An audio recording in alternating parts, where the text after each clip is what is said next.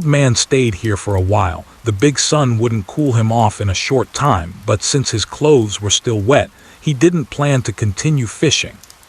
The old man put the leash on the border collie. "Thank you, young lady." Wen Youning smiled and released the Samoyed in her arms. "I'm glad you're okay. I'm leaving now." Border collie, woof. "You should have left long ago." "Bad person, I've never met such a bad person." Woof, the Samoyed turned around and chased after it to bite. "Don't say that about my divine human." It was already the afternoon when I returned home after buying the meat. This time, the amount I bought is even more than last time, as I have many furry ones to feed, and Wen Youning is used to preparing a bit extra. Even if I can't finish it and have to save some for the next meal, it's better than having a bunch of furry ones standing in front of you while you have just enough food for a few small animals. Just thinking about the looks of the little animals that didn't get any food is unbearable. We must not be lacking in food. Wen Youning was carrying the vegetables she picked up on the way home, standing in front of the door, and could hear the calls coming from inside without having to open it. The small animals playing inside did not notice that the door had opened. The general was pressing down on the small white dog that should have been playing alone in the closed guest bedroom, making it lick its fur. The little tabby climbed onto the cabinet and meowed loudly at the chandelier. "Come down, meow." Hiding is not a skill. The red kite perched on the chandelier, looking calm and composed. "Co." "No way." Then threw sunflower seeds at the little tabby. "Meow." There is limited space on the cabinet and the little tabby can't hide, getting hit twice in the time it took for Gu Omenjiu to enter.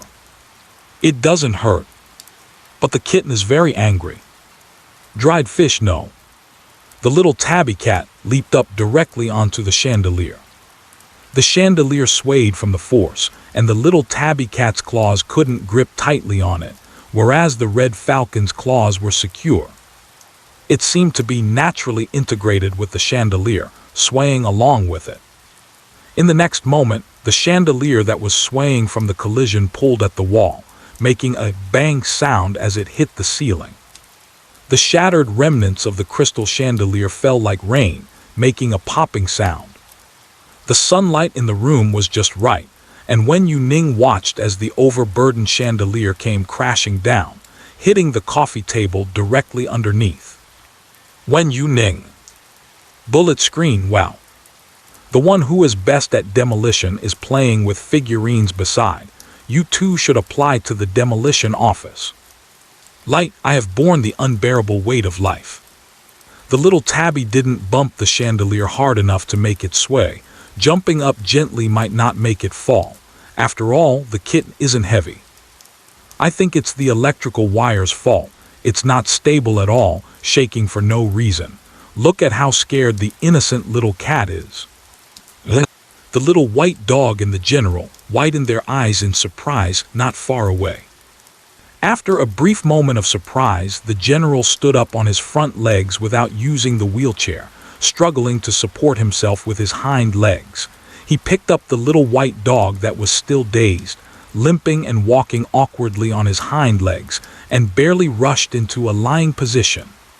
With a click, the door to the second bedroom was closed. In an instant, the living room fell into a complete silence again. Meow. Smelly bird, it's too heavy. Wen Youning avoided the glass shards on the ground, put down the vegetables in his hand and walked over to ask, "Are you injured?" The crystal chandelier is adorned with many pendants, all made of thick-cut glass. If this breaks, the shards that splatter on the ground could cut the skin. Meow. Meow, it's nothing. After pausing, the little tabby shrank its neck and said, "Whoa. It's injured and the injury is serious." "You can't say it's nothing, meow." I've caused trouble, it's all the fault of that stinky bird." The little tabby cat, angry, scratched the table with its claws, glaring at the red falcon with intense fury, but froze when it realized the current state of the red falcon. The red falcon, which was originally standing well, now lies on its back, its claws tucked in, its wings tightly pressed together. It seems to be uninjured. It's just a bit dead. Little Tabby. Wen Youning sighed heavily. You too. She picked up the red falcon and extended her hand for the little Tabby to climb up. First, let's get them out of this glass-covered ground. Let's use the guest room as the living room for these days. Wen Youning looked at the extent of the chandelier's damage. It definitely couldn't be repaired and would have to be replaced with a new one. Especially when it fell down, large pieces of the roof's plaster came off, and the paint would have to be redone. Meow! The little Tabby blinked and smelled the stench of the dog from Wen Youning, yet it remained obedient. A little cat who feels guilty is always the most well-behaved. And you, Wen Youning rubbed the belly of the red falcon with her fingers. Is that a provocation? Too bad, guys. Wen Youning, I'm cutting your rations to renovate. Don't, the little ones are at the stage of growing. I think there is a quality issue with the chandelier. It can't even support the weight of a kitten, it's defective. Chandelier issue +1. The wall plaster is also off. With such a large area peeling, it's definitely the renovation company's fault. Did Teacher Wen get tricked during the renovations?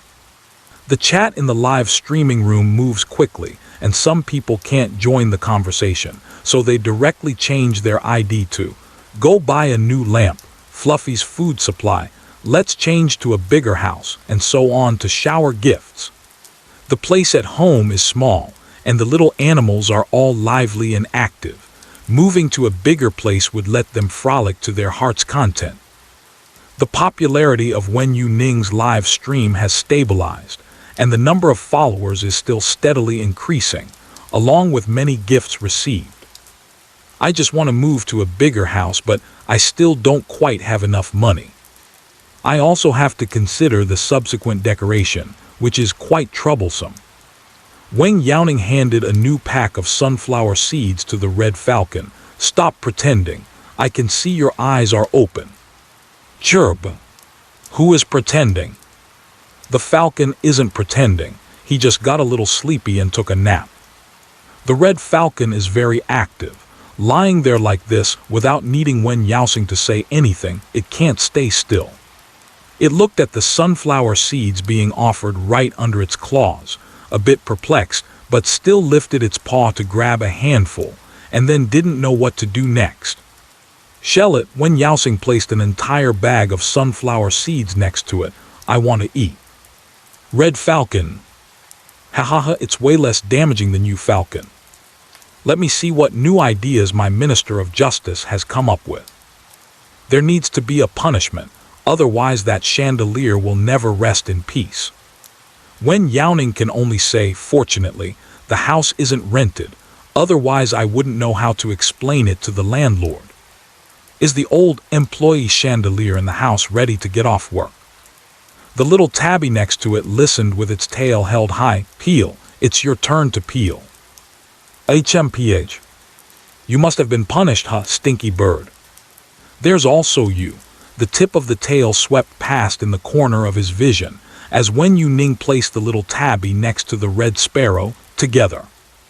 The little Tabby looked down at its paws. Meow. After a scream rang out, the door slowly opened a crack. The general braced its front legs, its paw still reaching out to pull the doorknob which hadn't been retracted yet. Two dogs stacked one on top of the other, peeking out through the gaps. Ding-dong. The general turned his gaze and the doorbell rang. You all can just stay here and eat melon seeds. Wen Youning thought it was the vendor coming to deliver meat, but when she opened the door, she saw Shi Jinchen and Ms. Zheng, whom she had just met last night. Teacher Wen, Shi Jincheng explained sideways. Ms. Zheng said she wanted to adopt that little white dog. I sent you a message, but you didn't reply, and just as I got off work, she came with me. Zhang Anren's face still showed no color, but she was much better than when she was rescued from the sunroom last night. She smiled lightly and nodded slightly to Wen Youning. Hello, Teacher Wen. I am Zhang Anren. I came in a hurry and just bought some small gifts. Please don't dislike them. She handed over what she had in her hand. which were some ginseng and bird's nest nourishing gift boxes. Wen Youning, come in and talk. After speaking, I realized the living room was in a mess. What about the renovation? Jin Chen thought it wasn't like this last time he came. Why did you suddenly want to change the renovation, Teacher Wen? Wen Youning pulled out the dining chair, dried fish and red kite dried. You all sit first. General, don't come out. You all stay inside and don't move, she shouted without looking back, successfully forcing the general who had squeezed through the door to retreat again. The little white dog saw the familiar Ms. Zheng and wanted to run out, but the general picked it up before it could rush out. Don't move. Woo. Wen Youning swept a path from the bedroom to the living room with a broom, so that the crumbs wouldn't get stuck in the little animal's paw pads. Even if it doesn't puncture, it still hurts a lot when it accidentally gets caught while walking. Especially for the general, he can stand up but still can't walk steadily. He may fall back while walking, and it's easy to get injured walking like this on a glass floor. Shi Jincheng got up to help, and seeing the chandelier, it looked like it hadn't been removed from a proper renovation. He asked questioningly, "Did the general participate?" Ha ha ha, what a ridiculous question. Shi Jincheng, this group of guys has a history of sneaking out through the door. It's not strange for them to demolish a house. No, the general is playing with the little white dog. Wen Youning scanned around and saw a chair lying down in the living room. It's ready. General, you can take the little white dog out now. Woof, the general called out and ran out with the little white dog in his mouth. Woof woof. As soon as the little white dog saw Mrs. Zheng, its tail started wagging, and it struggled to get down from the general's mouth. The general put the little white dog down, resting it against Shi Jincheng's leg. Woof. The little white dog ran straight towards Ms. Zheng without hesitation, its short legs standing up, swaying thickly from side to side, unable to stand steady. Woof. Long time no see, little guy. Zheng Anren picked up the little white dog onto her lap. Teacher Wen, I brought some snacks that the little dog usually eats. Can I feed it? Sure. Wen Youning poured 2 cups of water. Is your health okay? Can you be discharged now? Zheng Anren stroked the little white dog's head and said, after the nutrition injection and lying down for a night, I feel like I'm fine. The doctor asked me to observe for a while, which is why I was delayed until the afternoon to be discharged. She hurried over and the record was made in the ward. Shi Jincheng sat down next to Wen Youning. As soon as she woke up, she asked how the little white dog was doing. I showed her your account, and when she saw those adoption videos, she was worried that the little white dog would be adopted by someone else and kept urging me to contact you. Unable to reach anyone, Zheng Anren hurriedly discharged herself. Zheng Anren felt a bit embarrassed. I actually wanted to adopt it before, but my boyfriend. After a pause, she said, my ex-boyfriend is allergic to dog hair, so I planned to take the little white dog back with me when I returned home at the end of the month. I didn't expect that before the end of the month there would be an accident. Wen Youning temporarily muted the live broadcast room and put down her phone, asking, what happened at that time? Zheng Anren said, Yin Feng robbed a jewelry store and buried the gold in a flower pot, claiming it was a special variety that I should take to the sunroom. Later, I accidentally broke the flower pot and the gold bars fell out. When I realized something was wrong and wanted to call the police, Yin Feng discovered me and knocked me out. When I woke up, I was alone in the sunroom. The sunroom had stored water for watering plants, so I leaned against the wall, eating petals and drinking that stored water to survive. As my body grew weaker, I began to lose consciousness, vaguely hearing a dog barking. But at that time I was extremely tired. Both my brain and body were fatigued to the point of being beyond my control, unable to react at all. Reflecting on that feeling of helplessness still makes Zheng Anren feel a sense of fear. Later, I saw you feeding me water. Zheng Anren had been trapped for so long.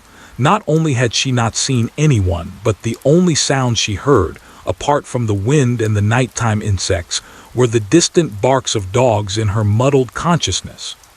So, when she saw people appearing beside her, Zhang Anren's first reaction was that the little dog had come to find someone to save her. It turned out she was right.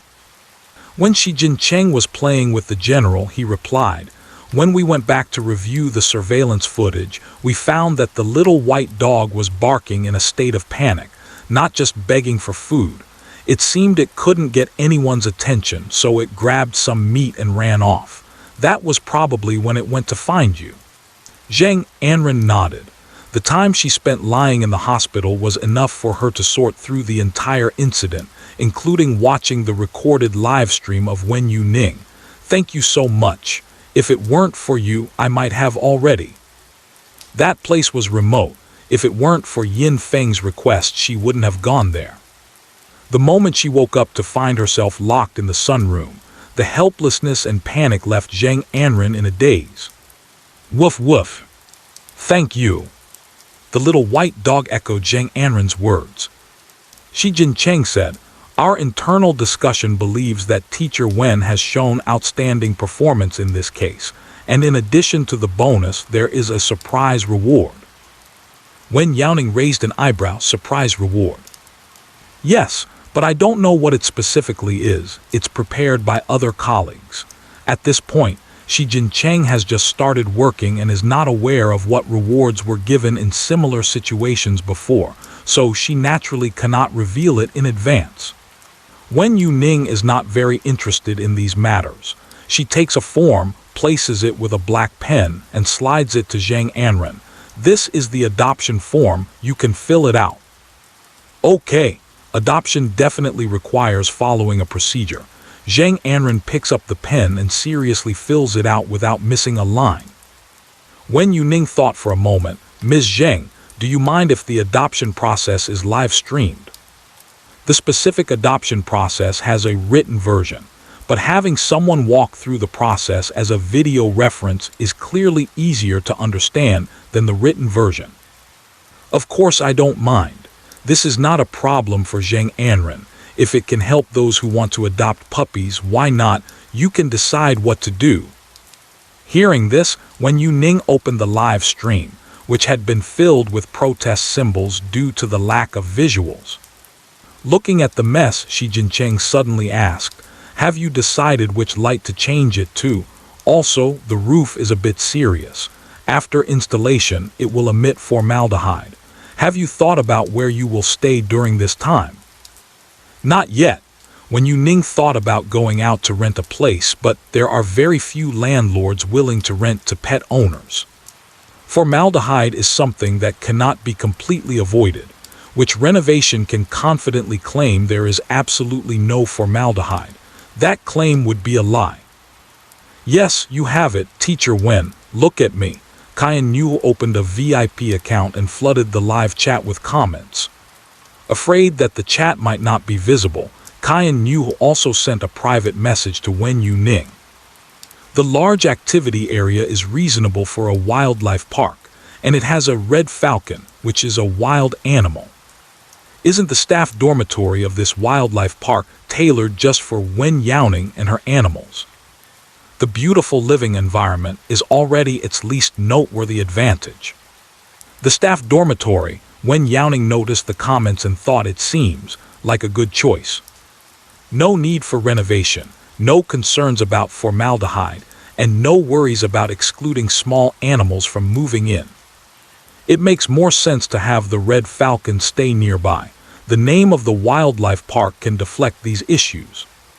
Over at the wildlife park, many staff members in the dormitory also have pets, with lots of cats and dogs. Wen Youning said, "I'll think about it some more. Even if I have to go, I definitely can't set off right now." Just as the bullet screen was playing, there was a knock on the door. The vendor's voice came from outside. "I've put the meat at the door for you." Okay, Wen Youning stood up to get the meat. "Just right, make a bit more this time so you all can take some back."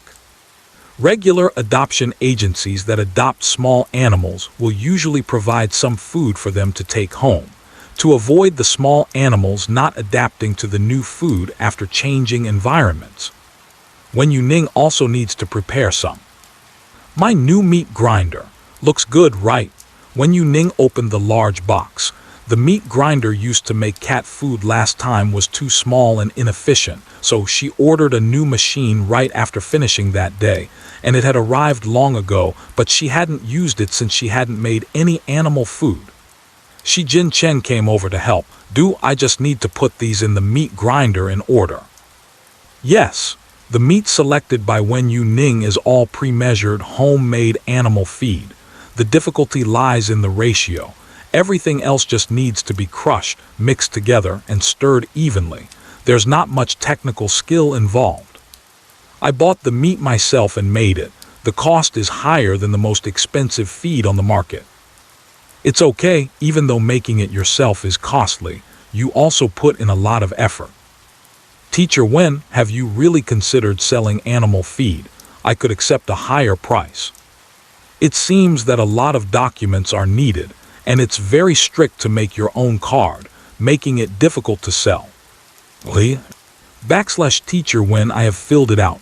Zhang Anren put down the little white dog, stood up with the form and said, I'll help too, no need, it's already steaming, Wen Youning was cleaning up the mess in the kitchen, glanced at the form and said, let's add a contact number. In the future, if there are any issues with the puppy, you can come and ask me, Adding friends is also an effective guarantee to prevent illness in puppies. Okay. Wen Youning cooked 2 pots that can be finished within a week, and the rest were put in the dryer to be slowly dried. With so much, it will take about a day and a night to dry. Drying takes a lot of time. This is for beginners. Wen Youning divided the pet food into small packages, vacuum sealed them, and handed them out one by one. The general caught a familiar smell, lifting his head and sniffing nonstop with his nose. The dog food that Shi Jincheng used to feed was also of good quality, yet the general was not this excited. I'll give you some when we go back. All of these are yours. If Teacher Wen is not selling online after going home, he will have to learn to do it himself. All natural, the meat is good quality meat that people eat, making it clean and hygienic. The only drawback is that it may not be easy to preserve, and using vacuum bags for packaging is a bit wasteful. The red falcon flew out after staying in the bedroom for a long time and circled around Wen Youning. Seeing the red falcon not landing on her shoulder, Wen Youning reached out her hand to catch it. What's wrong? The red falcon's claws relaxed, and scattered melon seeds fell into Wen Youning's palm. After letting go, it then ran to shake its feathers on Wen Youning's shoulder. They are all peeled by the falcon. Wen Youning took a glance and smiled. Though the quantity was small, it was indeed peeled quite well. It's peeled quite nicely. The red falcon pecked it open with its beak, then used its claws to pry it apart. It took nearly half a day to do just that. Wen Youning gave 2 pieces to the red falcon, and she ate the remaining ones and asked, why hasn't the dried fish come out? The red falcon puffed out its chest and said, the dumb cat can't peel sunflower seeds. The dumb cat is still peeling sunflower seeds. No matter its claws or teeth, the cat can't fully peel the sunflower seeds. Wen Youning walked into the bedroom, and the small tabby was still struggling with the sunflower seeds. There were quite a few beside her that had been bitten open and chewed, but they couldn't be peeled to get to the seed kernel. Mew, the small tabby opened its mouth and scratched at its cheek a few times with its paw. I'll do it. Wen Youning picked up the silly little cat and removed the sunflower seed stuck in its teeth. The little tabby licked its nose, didn't peel the sunflower seeds and felt unhappy. This is not your forte. Wen Youning gently rubbed the little tabby's belly. No more peeling, come out for dinner. Meow, the little tabby reached its paw towards the sunflower seeds on the table. Wen Youning said, those are for the red falcon. She discovered that the kestrel would also peel and eat sunflower seeds by itself when at home. The sunflower seeds at home are all original flavor, just roasted, so you taste the seeds themselves without adding any seasoning. Even small animals can eat them. After confirming the adoption procedures, Zhang Anren stood up to say goodbye. Teacher Wen, I won't disturb you any longer. Regarding Xiao Bai and the matter of saving me, I will remember this kindness. If you need help with anything in the future, please feel free to ask. I will never refuse. Xiao Bai had a meal here, leaving the plate completely empty and curled up in Zhang Anren's arms. Woof. Wen Youning patted the puppy's head and said, just take good care of Xiao Bai. Shi Jin Chen picked up the general's wheelchair and said, wait for me, I'll go down the elevator with you. Let's go, Teacher Wen. Go ahead, pay more attention to the general lately. Wen Youning urged, you can start preparing for rehabilitation training. When the general is in a hurry, he can already run, but he hasn't completely mastered the control of his hind legs yet. Good. As the elevator doors opened and closed, Shi Jincheng's voice gradually faded away. Wen Youning poked the thermometer into the drying animal food, splitting it open so that it could be eaten almost directly, without burning the mouth. These should be enough. Wen Youning was planning to take the whole pot to the stray dogs. She couldn't say that after finishing one meal they could have another, but at least the amount for this meal would definitely be enough to make every dog in the stray pack feel full. After packing the food, Wen Youning stepped over the chair, intending to drag out the broken lamp and throw it away on the way down. However, as she got closer to the chandelier, before she reached out, the edge of the disconnected wire was a bit blackened. Wen Youning paused for a moment, pushing aside the decorations around the chandelier wire. She recalled the original owner's memories. It seemed the decoration was fully customized from soft furnishings to hard fittings, which renovation company was hired. Aside from the time it takes for the new decoration to dissipate formaldehyde, it has been less than 2 months since we officially moved in.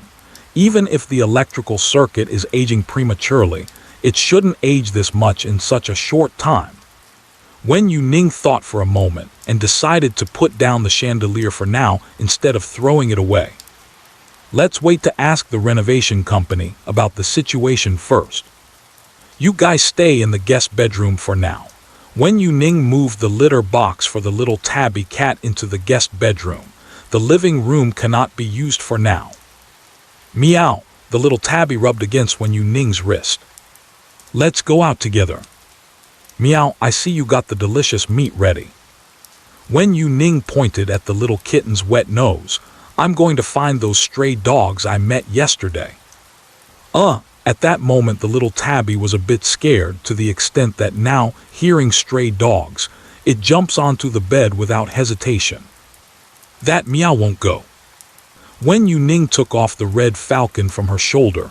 Okay, you guys stay at home and wait for me to come back. You are not allowed to mess up the house again. If you mess up again, you will have a bath. She figured out that bathing was the most effective punishment. Meow, the small tabby is sitting on the bed, tail wagging, the whole little cat exuding a sense of honesty. How could a cat ruin the house? The red-tailed hawk, while preening its feathers, disdainfully looked up and said, It's all packed away. Messing around for the whole afternoon. Pack the meat and take it downstairs. Just about the same time I encountered the pack of wild dogs last night. Wen Youning deliberately quickened her pace as she went downstairs. The alley from yesterday isn't far away, but there are many small paths inside, and with not many people around, the streetlights are dim. I don't know if it's also because no one has reported the repairs, and a few are completely out. Wen Youning specially brought a flashlight when she went out. Woof! Will she really come? What? Woof doesn't know. The boss told us to wait here and listen to him. Woof, I'm tired, I don't want to wait anymore. Woo! The boss said we could leave if we don't wait until dawn. Sorry, I'm late. Wen Youning heard the voice and quickly ran a few steps. The human voice suddenly interrupted, leaving the stray dogs in the conversation stunned. The dog in the front instinctively bared its teeth, and only after being fierce did it realize something was off. This human was sent by the leader to bring them food. Shouldn't the dog be fierce? Being fierce is fine too. Wen Youning patted its head while the stray dog was still in a daze. Come and eat. The stray dog with bared teeth squinted its eyes, turned away coldly and said, woof. Humans are rude and touch the dog randomly. Despite the disdain, the tail keeps wagging, hee-hee. She touched the dog, hee-hee. Watching the little dog walk with its front and back paws on the same side, Wen Youning smiled and shook her head. What a little guy who complains with its mouth but is honest with its body. The stray dogs kept a distance from Wen Youning. When Wen Youning opened the food lid, they were not attracted enough to rush forward and snatch it crazily. There wasn't even a loud barking sound. So fragrant, so fragrant. Wolf wants to eat this, can Wolf eat it? Hold back a bit, the boss says to hold back a bit. Don't snatch, the boss will bite you if he finds out, you have to hold it in. It seems that the Caucasian is quite authoritative in this dog pack. Wen Youning has arranged everything, trying to lay the meat out horizontally so that each dog can find a spot, lining up in a row. After putting it away, she stepped back and said, it's ready, everyone come on. Woof woof. Owl. With permission granted, the stray dog, which had been holding back, finally rushed forward. If there are available seats, I'll definitely look for a spot to eat first. Stray dogs eat quickly. They basically chew their food for a couple of seconds before swallowing it. In the wild, eating requires seizing food. If you take one less bite of the food you have, the remaining portion may be snatched away by a stronger dog that suddenly appears from who knows where. I have already developed a habit of eating this way. Don't rush, eat slowly, there's more. Half a pot of meat still wasn't finished, and Wen Youning noticed that they were eating quickly, so she added more. Woo-woo, wang-woo-woo. The smaller dog couldn't squeeze in, just sniffing the smell and watching the big dog eat, anxious and whining. Wen Youning picked up the small dog, and the small dog with its paws off the ground panicked, wang-wang. Don't be afraid. Wen Youning comforted the small dog and placed it down in a relatively empty space. You can eat here. Eating happily, all wagging their tails, haha. Fluffy gathering. Isn't there one missing? What about that big one? The Caucasian is gone. Wen Youning noticed that the Caucasian was present when she just came over. Compared to these stray dogs, the Caucasian's height is almost twice theirs, making it very prominent when standing together. You can basically spot it at a glance. The stray dogs eating frequently looked inside. What? Boss, are you not coming to eat? It's really delicious. Woof. I think it's okay, but the flavor is a bit bland. Wolf wants something spicy. Wen Youning said, there isn't any spicy option. Heavy oil, heavy spice and heavy salt are not suitable for animals to eat, but stray dogs have no choice. As long as they eat and don't starve, it's already great. If you eat heavy flavored food too much, you'll definitely find it uncomfortable when you switch to lighter food.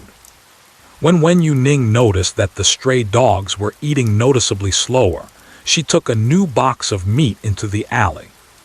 Under the broken dining table, there was an abandoned down jacket. Hearing a sound, the Caucasian shepherd lying on the down jacket lifted its head. This is an adult Caucasian shepherd with gray and black fur. The Caucasian shepherd dog is a strong and athletic breed.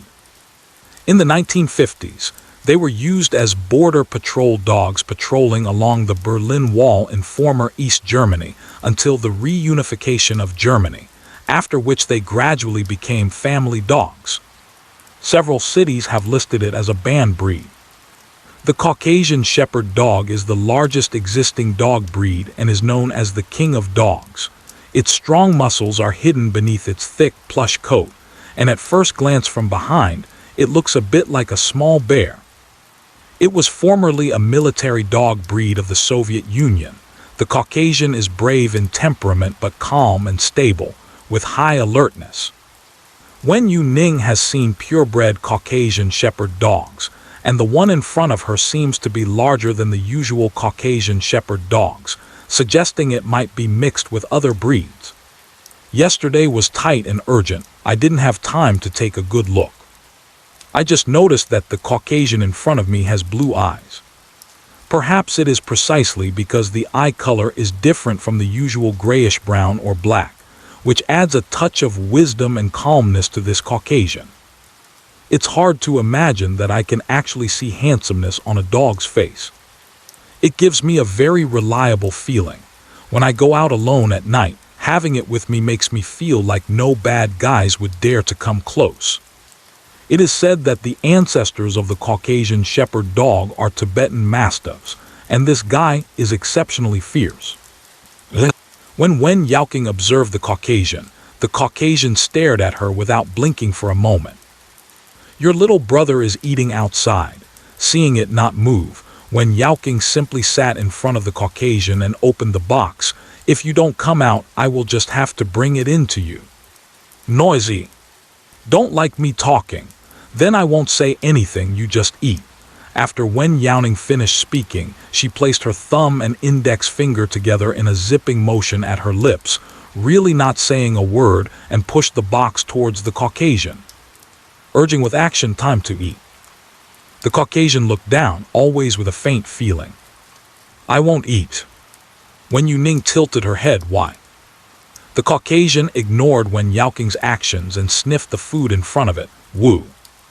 Go away. There must be something inside. Cunning humans. I won't let you go."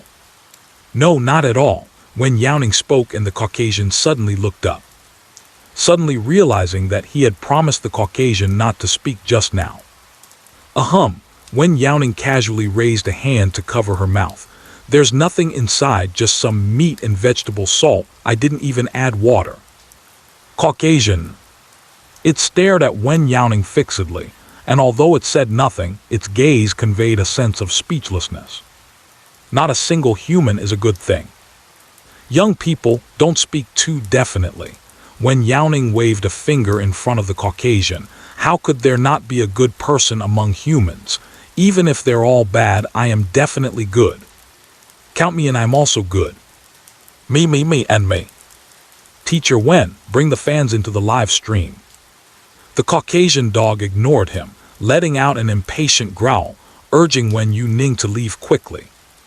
Facing a dog that can think, has self-control, and can communicate, Wen Youning did not feel afraid.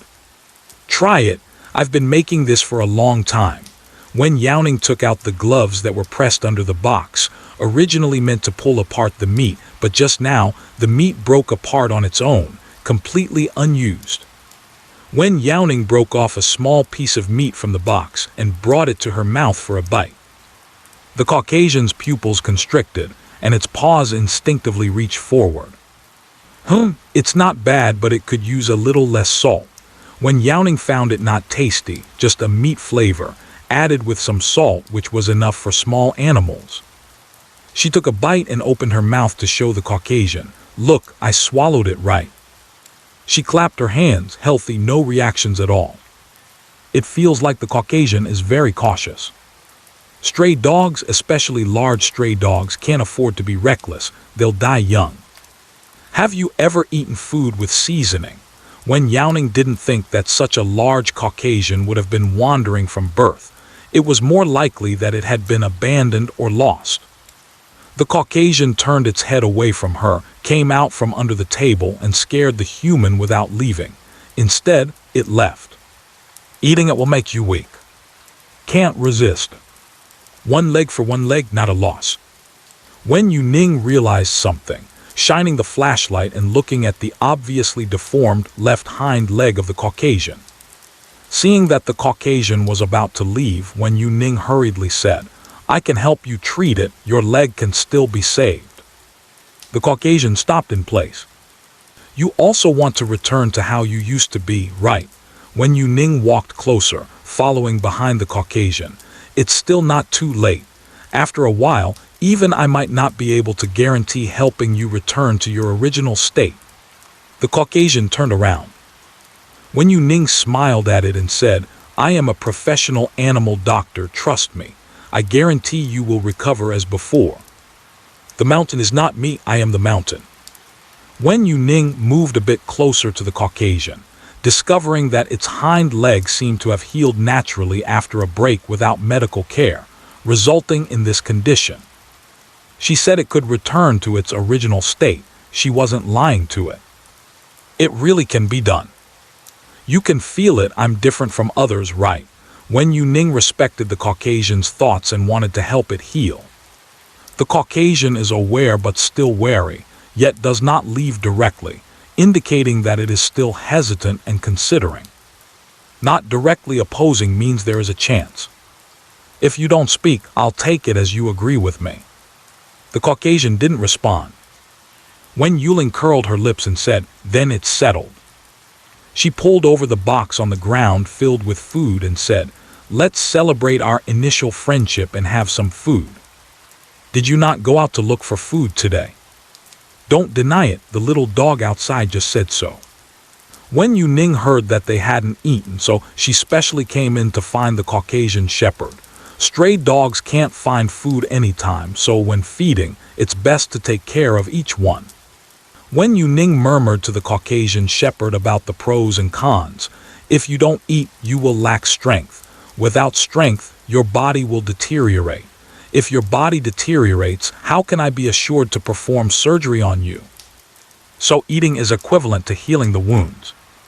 She didn't know how she came to this conclusion anyway. Once she turned to this topic, Wen Youning said whatever came to her mind, and finally, out of desperation, she asked, really not going to take a bite?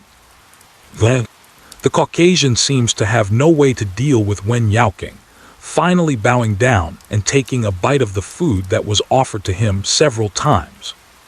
Wen Youning smiled and asked, is it delicious? When met with the hopeful gaze of a human, the Caucasian let out a low woo. It's delicious. Wen Youning raised her eyebrows slightly and looked at the box, which had a small crack, saying, you didn't bite into the meat either. The Caucasian hesitated for a moment, then lowered its head again. This time it truly bit into the meat. It licked its nose, crouched with its front paws in front of it, and gently lifted its head. Ask. Hearing the heartfelt voice, Wen Youning couldn't help but chuckle at its serious demeanor. Is it delicious? Well, delicious. The Caucasian's serious response. Who says this dog is fierce? This dog is just too cute. The scarred blade that seems fearsome on the surface is a gentle little lamb when facing you. Help, I find this contrast hard to resist. I used to think Caucasians were quite scary, but now I just want to ask, can I adopt one? Haha, you're just too cute. Wen Youning couldn't help but reach out to pet the big dog because of its contrasting cuteness. The Caucasian seemed not very used to being so close to humans, its body tense and slightly retreating. This was a movement that could quickly increase the distance at any moment. Interacting with small animals requires a gradual approach, and Wen Youning was very patient. She patted the Caucasian's ears and said, let's go after we finish eating. I'll take you for an examination.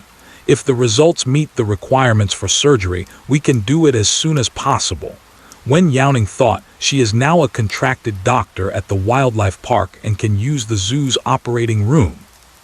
But after all, it's not for treating animals within the park. Thinking about those consumables and medications, Wen Youning sent a message to Wen Youning. Wen Youning, can the operating room be borrowed? I will cover the costs incurred. Wen Youning, no need, you can just register at the front desk of the hospital. Our zoo's hospital also occasionally performs public welfare surgeries for stray animals when it's not busy, and there are subsidies for that. Teacher Wen, I'm watching the live stream. Are you planning to bring the Caucasian to the dorm? How about I drive our van in the park to pick you up? The Caucasian is too fierce. A regular driver might not dare to take him. Perhaps seeing that Wen Youning did not reply, Wen Youning quickly sent another message. As for the surgery, it's better to do it sooner rather than later, Teacher Wen. Wen Youning thought for a moment and replied, "Then I will trouble you." Kyan Yu sent a small cat nodding emoticon, "Coming soon." Wen Youning closed the chat software, watching the Caucasian eat for a long time, only suffering from some superficial injuries from the animal food. "I've already made arrangements, just follow me directly in a bit." The Caucasian was silent, deep in thought. "They? Who? The stray dogs outside. Are you worried about leaving them here by themselves?" Wen Youning quickly reviewed the number of stray dogs she had just seen in her mind. There were a total of 7, and except for one puppy, all the others were adult rural dogs. For a pack of stray dogs, this number actually is that large. The employee dormitory with a yard is also spacious enough. Wen Youning quickly made a plan. "Can they come with me?" "Woo. Good." Kyan Yu's van is used for transporting tigers at the zoo, and it is several sizes larger than the usual van seen on the streets. The space inside is also wider. "How is it, Teacher Wen?" Kyan Yu stood next to the van and patted it. "If I had waited another hour, this van would have been restricted in the city. I'm quite nimble, you said to come, so I went straight to find the car." The Caucasian dog stood still, its tail hanging down, closely pressed against Wen Youning's leg when facing a stranger. Kyan Yu felt uneasy being stared at by this Caucasian dog. While watching the live stream, she really wanted to see it in person, and although she wouldn't dare to reach out to pet a tiger or a black bear, she felt she could muster the courage to touch a big dog like the Caucasian. She arrived full of confidence, but when she saw it in person, this Caucasian dog is taller than her waist when standing normally. If it stood up on its hind legs, wouldn't it be a head taller than her? This Caucasian dog is a bit absurdly large, isn't it? Why do I feel like this Caucasian looks so much bigger than it does in the live stream? Kyan Yu secretly took a couple of steps back, thinking that he should practice his courage to touch those smaller stray dogs. The lens might make it look smaller. When Youning walked to the side of the car and got in first, saying, "Come on." The Caucasian glanced at the not-so-stable folding ladder, leaped onto the car with its front paws, and turned to let out a low growl. "Woof woof. Woof." The stray dogs hiding in the alley poked their heads out to observe, and all ran out. "Ayow, ayow, ayow, ayow." The smallest one, unable to grab food, couldn't jump on the car either, and couldn't reach the edge while standing, was anxiously whining below. The big dog didn't dare to reach out, but the little dog Kyan Yu could still help a bit. The puppy spun around in circles, looking puzzled for a moment when it was picked up, and only realized it had been held by a human after it was put down. Woof. Looking at this van full of stray dogs, Kyan Yu sighed. They are not easy to find homes for. The chances of the puppy being adopted are higher, but it is very difficult for adult dogs. There are even purebred dogs among them, clearly abandoned by humans. Unethical. Kyan Yu shook his head, closed the car door, and walked to the front to drive. The light inside the car is dim. The live stream camera can't capture much. To save power, Wen Youning temporarily turned off the live stream, saying, "It's boring in the car. I'll turn it back on when we get there." Bullet screen. I don't find it boring at all when you take a close-up shot of the Caucasian. In a car with only a few windows open, the puppy curiously touches and explores everything, while more stray dogs seem somewhat restless. "Well, I've been locked up. I'm going to die. Am I going to be caught and eaten again? Dawang didn't make it out last time. The car is really scary." Woof, the black dog turned around and barked at it. "I already said I would take you to another place. The boss is here so he won't die. If the boss can save you once, he can save you a second time." What? Stray dogs play and fool around, which can also relieve anxiety on the road. The Caucasian sat steadily beside Wen Youning, not participating in the activities of the stray dog group, like a meditative statue, with ice blue beast eyes reflecting deep emotions. "What are you thinking?" Wen Youning asked as she tilted her head closer to Caucasian. The Caucasus glanced at her. Seat belt. Cough. Wen Youning fumbled to find the seat belt on the chair. All right, it's fastened. Can I see your leg? Wen Youning turned on the flashlight on her phone. I mean, take a good look. What I saw just now was vague, and I did not touch it. One cannot rely solely on one's eyes when seeing a doctor. As she spoke, Wen Youning's hand touched the back leg of the Caucasian dog.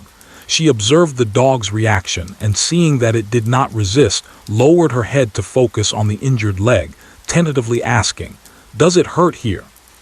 "No." Wen Youning changed position. "How about here? Do you feel anything?" "Yes." "Do you feel a sting?" "No." Caucasus is very smart and understanding. Wen Youning didn't hide it from them and estimated it might need to be interrupted and reconnected. This injury has already healed. With the current medical methods, there is no better solution than interrupting and reconnecting. You can only interrupt, reposition the misaligned bones and put on the plaster.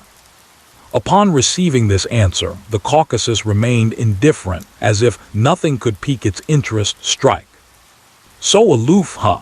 Wen Youning noticed that after the Caucasus realized she could hear its thoughts, it didn't express as much as it had unintentionally revealed earlier, giving her the sense that it was consciously restraining its thoughts. Not to mention small animals, even humans find it very difficult to achieve. Who can accurately control the thoughts in their mind? Thoughts are often ideas that pop up unintentionally. Wen Youning let go of the Caucasian's hind leg and asked, "Do you remember who hit you? Or can you describe what that person looks like?" Lin Yaohai. Wen Youning thought she would get a facial description or a summary answer of whether the person was a man, woman, old person, or child, but unexpectedly, the Caucasian could accurately name someone. So that means it's something done by an acquaintance. The voice of the Caucasus rang out again. "I will not let him go." If they were to meet now, Wen Youning had no doubt that the Caucasian would rush up and bite off Lin Yaohai's neck. Wen Youning gently patted the Caucasian on the back. "Was it also Lin Yaohai who gave you the drug?" "It was the nanny." The Caucasian squinted. "My master is dead. They find me an eyesore and want to get rid of me." Wen Youning paused and asked, "How did your master die? Did they cause it too?" "If so, then it is not just ordinary harm. It would become a criminal case." The Caucasus lowered his head. "Woo. The plane crashed. He went out and never came back. Lin Yaohai tried to break into the house to steal something, but I didn't let him in." The more Wen Youning listened, the tighter her brows furrowed. It sounded like the original owner from the Caucasus was not an ordinary person. The Caucasian Shepherd is a guardian dog with a strong sense of territory. It will drive away anyone it doesn't like. Lin Yaohai must have been chased away before. Wanting to steal something, he conspired with the nanny to drug the Caucasian. It might have been the first time administering the drug, and lacking experience, he miscalculated the dosage, and after the Caucasian took the medicine, it retaliated fiercely and bit Lin Yaohai's leg. Wen Youning stroked the Caucasian's fur. "Do you still remember what your owner's name is?" The voice of the Caucasian sounded, "Lin Beiyu." "Does it sound a bit familiar?" Wen Youning felt a bit of an impression with this name, subconsciously took out her phone to search, not knowing which characters it was, but after typing it out, the input method automatically associated it with a celebrity, displaying the 3 characters, Lin Beiyu. Clicking into the search, she found that there was information about Lin Beiyu online. The first result was still a news article from a few months ago. Lin Beiyu, CEO of Lin Group, crashed in a private plane in the suburbs, with no survivors. From the character relationship diagram, Lin Yaohai is Lin Beiyu's uncle. With Lin Beiyu's death, Lin Yaohai's intentions for going to his house are apparent. Beast, breaking into someone's home and injuring the guard dog, then using drugs because of anger at not being able to win the fight. Is this something a mentally sound human would do? No wonder someone at this age is a failure and still has to rely on his nephew for support. Wen Youning patted the back of the Caucasian and said, "Don't be afraid, I'll help you take revenge." The Caucasian is too large a target. It might be hard to hurt someone when facing bodyguards. In case the other party calls the police, the Caucasian could instead be labeled a vicious dog and shot dead. The Caucasian glanced at her and Wen Youning just happened to look up. When their eyes met, she blinked and said, "Leave it to me. I'll figure out a way." She raised her hand and said, "Come here." The Caucasian didn't understand, so Wen Youning held its paw and pressed it to her palm, saying, "All right, it's settled then." "What? Childish." Wen Youning squinted and leaned close to the Caucasian's face. "Didn't we agree?" "Woo. We agreed." Wen Youning laughed so good. What was agreed? Just as Wen Youning got out of the car and opened the door, he happened to hear the last half of the sentence, and seeing Wen Youning leaning against the Caucasian, he couldn't help but take a sharp breath. Why are they so close?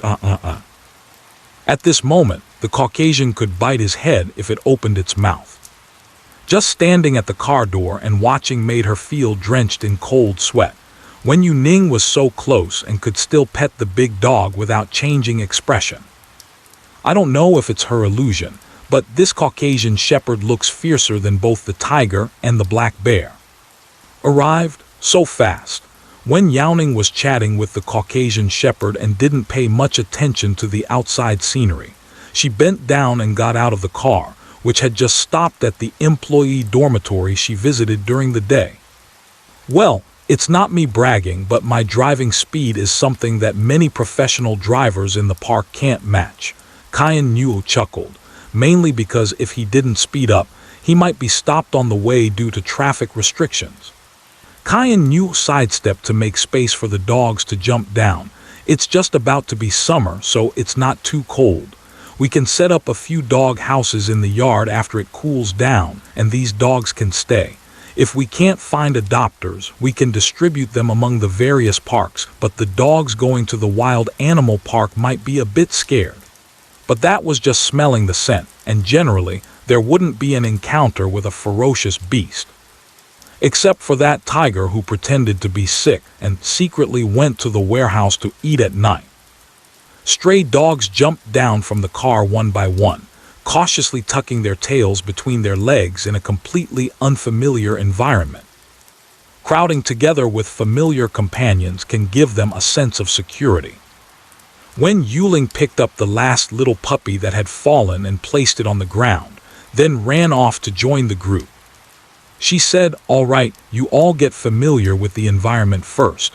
I'll take your leader to the hospital." The stray dogs were just full, so there was no need to prepare food. Actually, just to be safe, all the stray dogs need to go to the hospital for a checkup. It's now the evening after the hospital has closed, and Wen Youning is too busy to do examinations on so many dogs by herself. She can only hurry with the anxious ones first. There are a total of 6 hospitals in the entire zoo.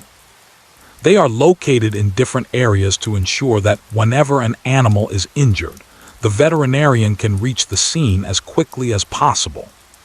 Wen Youning took the Caucasian to the nearest hospital, which was empty with not many people. Only the emergency light was on, and someone was on duty. Wen Youning opened the door slightly and greeted the person inside. "I have already registered, Teacher Wen. You can go in directly."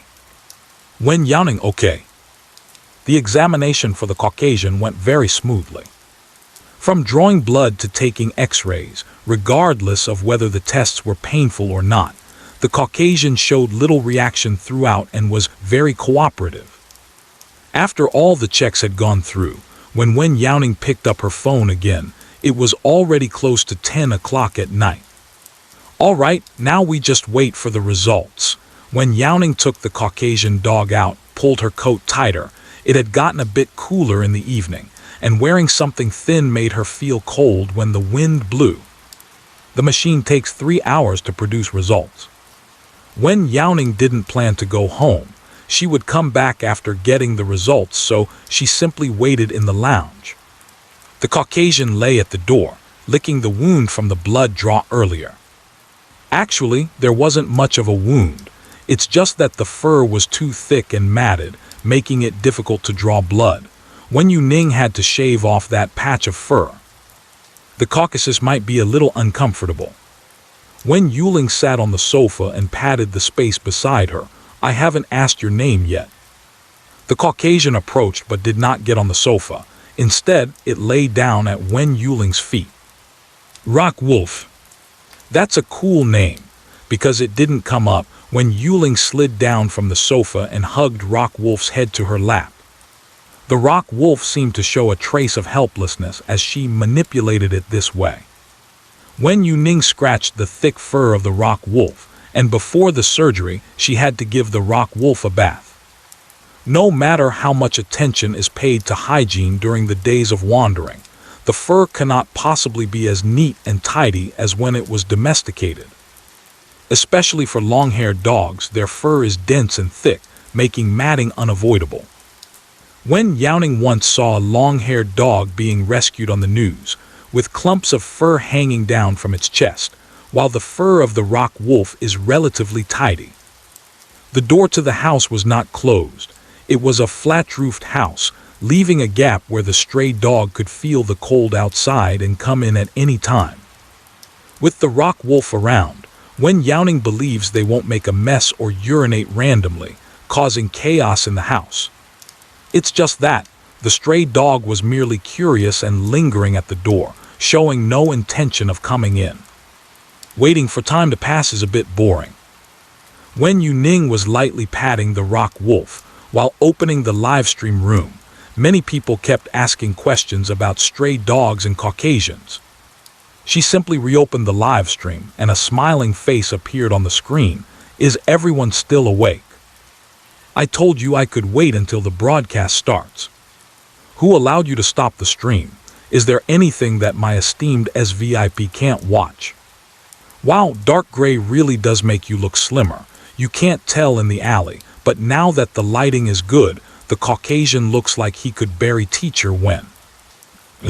I rushed to take the Rock Wolf for an examination and forgot to start the stream, Wen Youning explained. In her view, the Caucasian's overall condition was quite good and met the requirements for surgery. But just to be safe, there definitely needs to be a complete report before officially starting the surgery. After a long day of fussing around, they're all tired now. When I came in just now, I saw several of them sleeping outside. Wen Youning opened a bottle of water. There is a pond in the yard for watering flowers and the stray dogs can drink water directly from there. She poured a bowl for the Rock Wolf and kept the rest for herself, saying, "Just right, it's a bit quiet now. Does anyone want to join in the chat?" "Yes." "What the hell, how fast are you guys? Didn't I bid to grab it?" Before Wen Youning finished speaking, the first fan to apply for a shared mic had already come online. "Hello," Wen Youning turned on the water. "Good evening, Teacher Wen."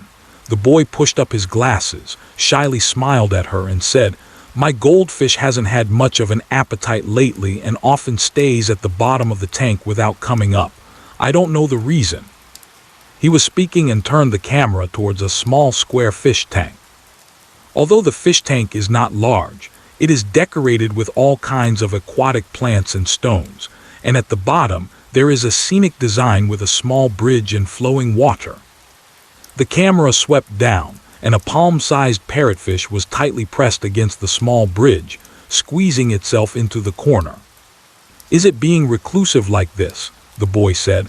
"I searched online and it said it's suspected of having swim bladder issues, but sometimes it swims quite well." The camera is close to the parrotfish, and the parrotfish's eyes move slightly, but it still doesn't swim upstream. "So scary, so scary. Don't come over, go away, Stay away from the fish. Woo, let's go." The anxious parrotfish still tried to blow bubbles to drive them away. If it weren't for hearing the inner voice, it would look like it was just playing with bubbles.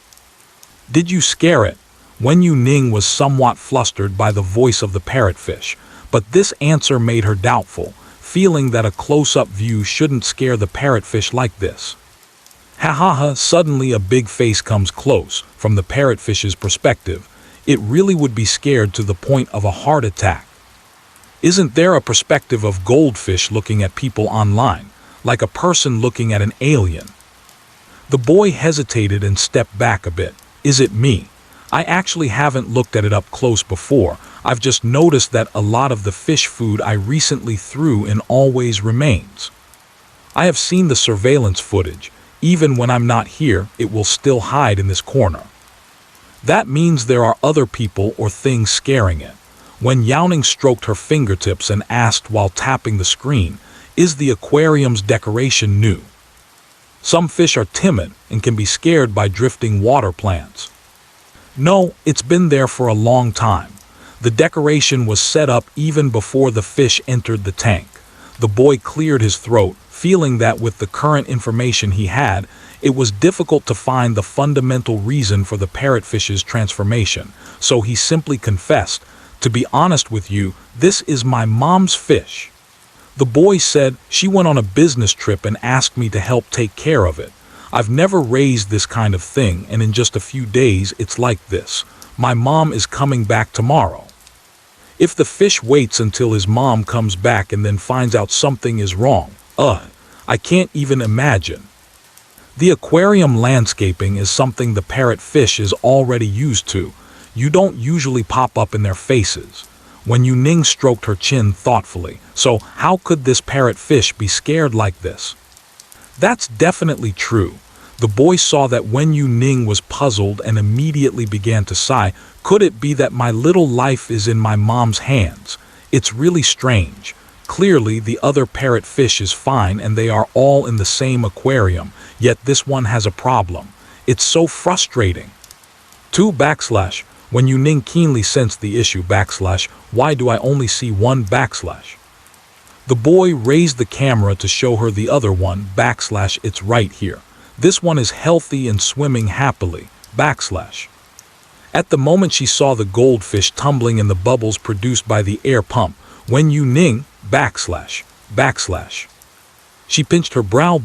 No wonder. Boy, Wen Youning said, this fish has probably been dead for 2 or 3 days. Its eyes are all white.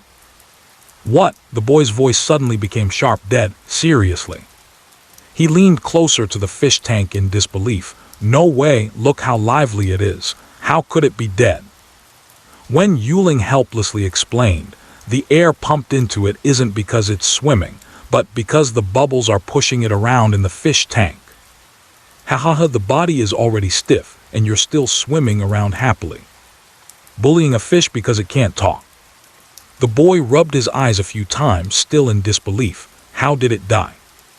Wen Youning looked at the fish and thought it probably hadn't been dead for too long. After a while, the color will fade and rot, and it should be clearer then.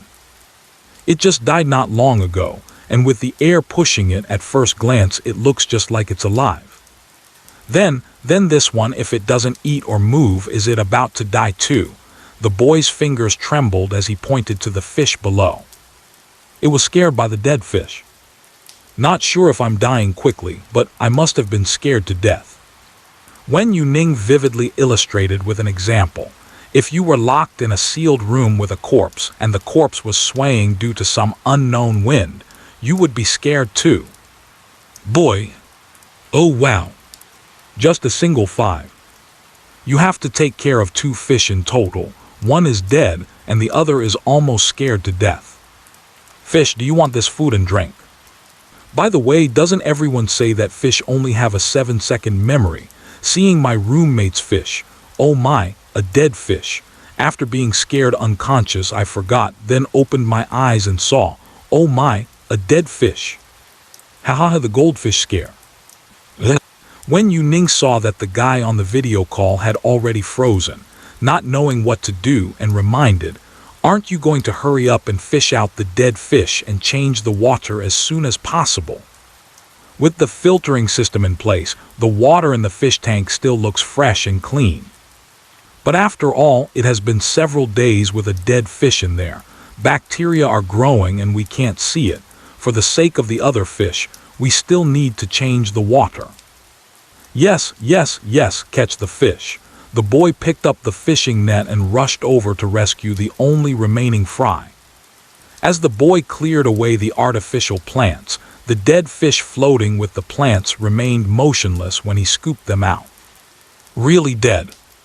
Without the cover of water plants and bubbles, the boy saw the fish's pale eyes. Dead as a doornail. Poor thing. The boy bowed to the only remaining parrotfish and thought to himself, when my mom comes back, you mustn't tell on me.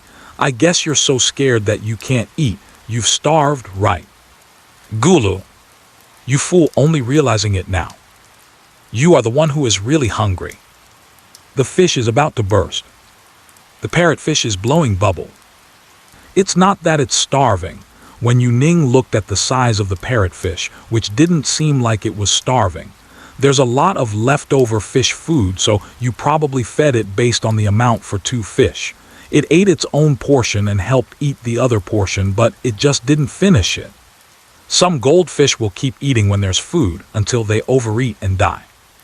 This parrotfish is clearly intelligent. It gives up when it's stuffed. Weak, pitiful, helpless, but can eat. From recklessly showing off to hiding in fear of the roommate's fish corpse. I said when I first connected, I questioned his authenticity. This fish's size doesn't look like it's one that doesn't eat. It's best to let the water sit in the sun for a few days before changing it, and remember to condition the water.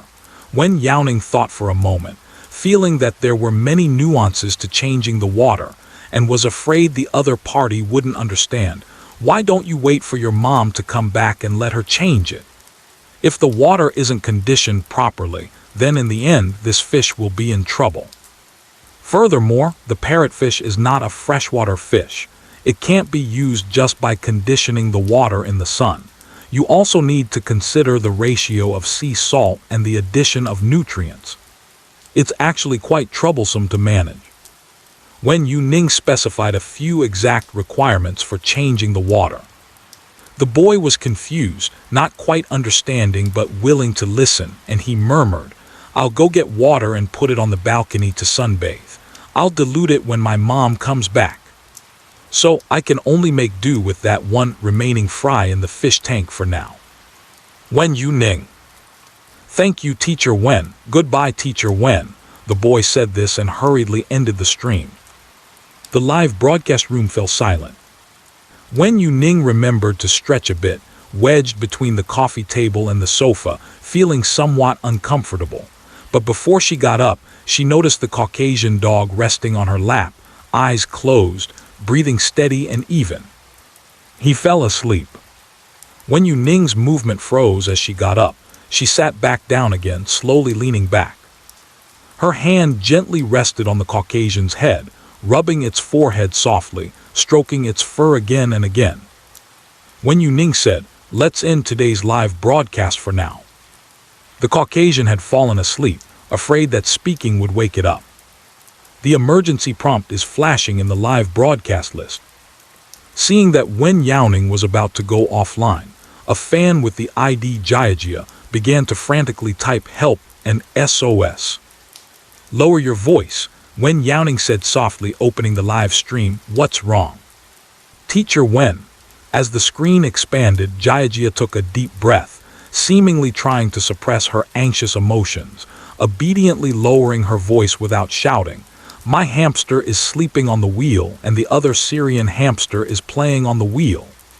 Before, it often snatched toys like this and I didn't pay much attention and just left.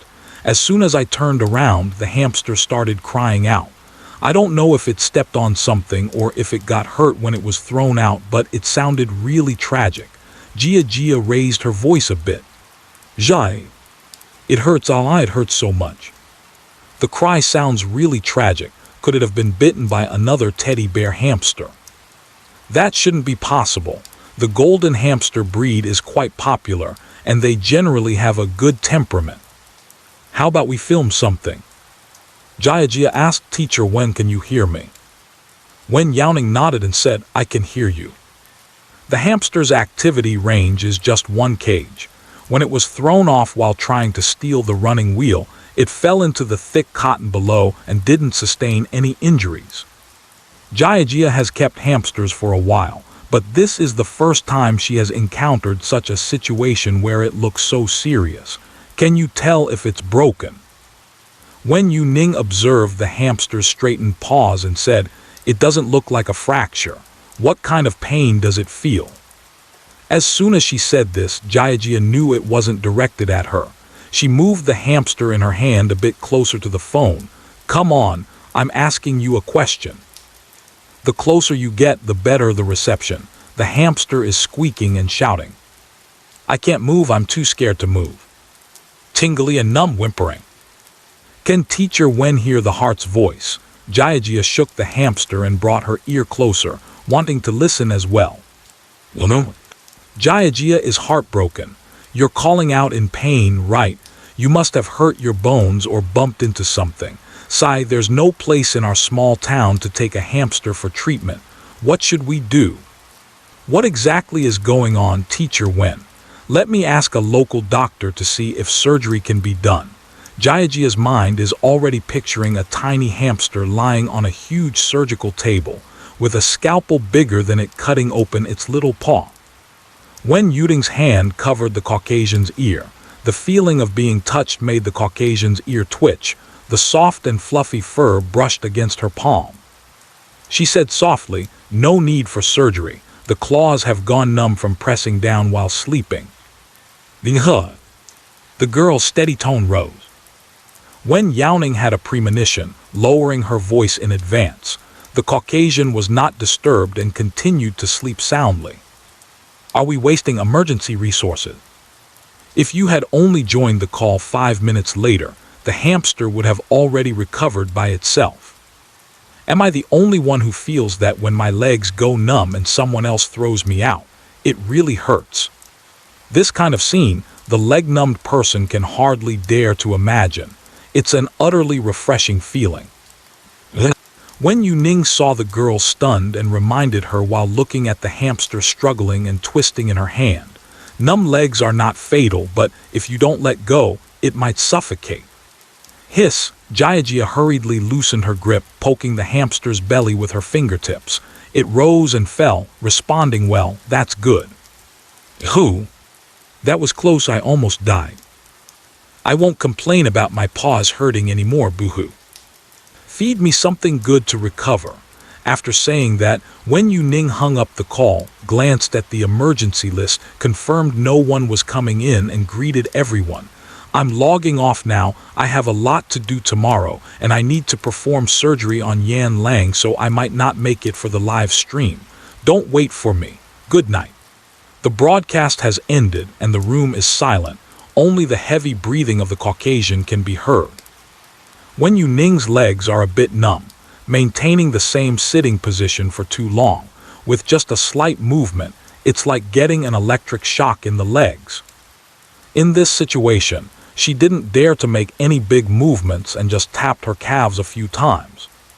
Woo-woo!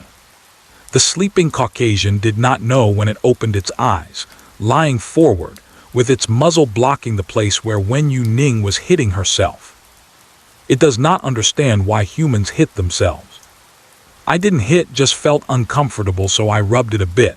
Seeing it awake, Wen Youning stood up and stomped her feet. "Sleep a little longer. It's still early."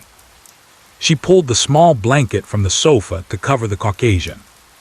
With the fur of the Caucasus, lying in the freezing temperatures below zero, wrapped in snow while sleeping, one wouldn't feel cold.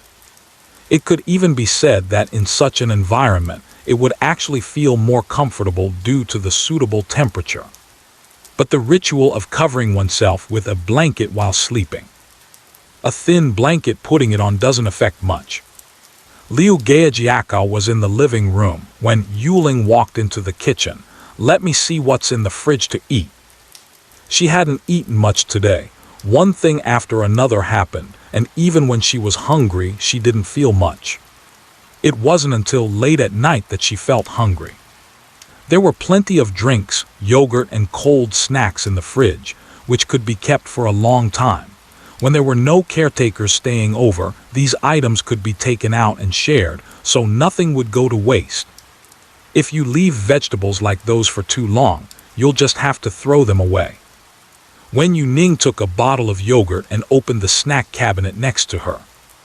Inside, besides biscuits and potato chips, there were also quite a few instant foods, such as instant duck blood noodle soup, hot and sour noodles, and snail noodles, all neatly arranged. Wen Youning glanced at the time. Soon she would be able to go out and get the results. She casually grabbed a bag of biscuits and turned around, stunned. The Caucasian, who was just lying by the living room sofa, is now leaning against the left side of the sliding door, just showing a little bit of its head, looking like it's still asleep. The little blanket on it is still there. It didn't fall in place just because it changed sleeping spots. It's just, the blanket is upside down. Wen Youning squatted down and flipped the blanket over, pretending to cover herself with it, but in reality she was rubbing her belly. She rubbed it a couple of times, catching Caucasus's attention as he opened his eyes to look at her.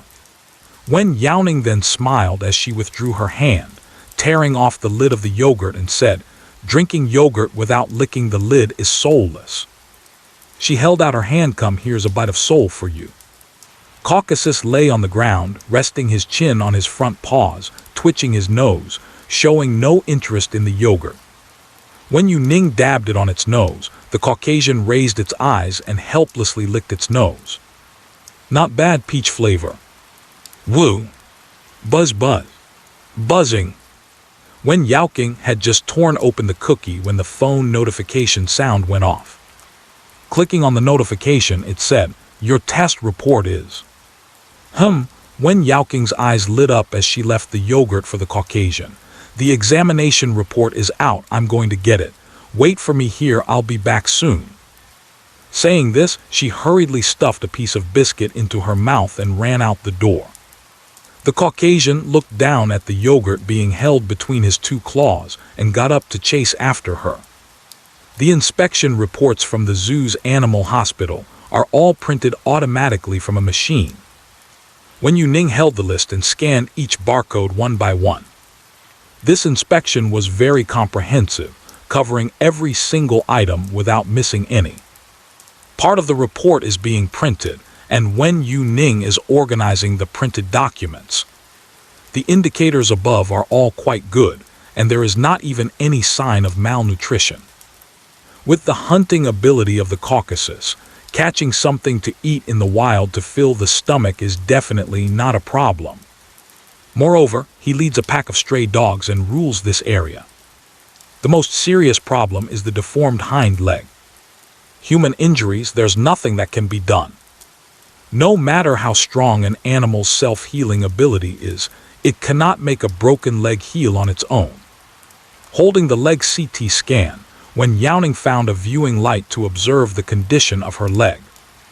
It was about what she had anticipated. Ding ding.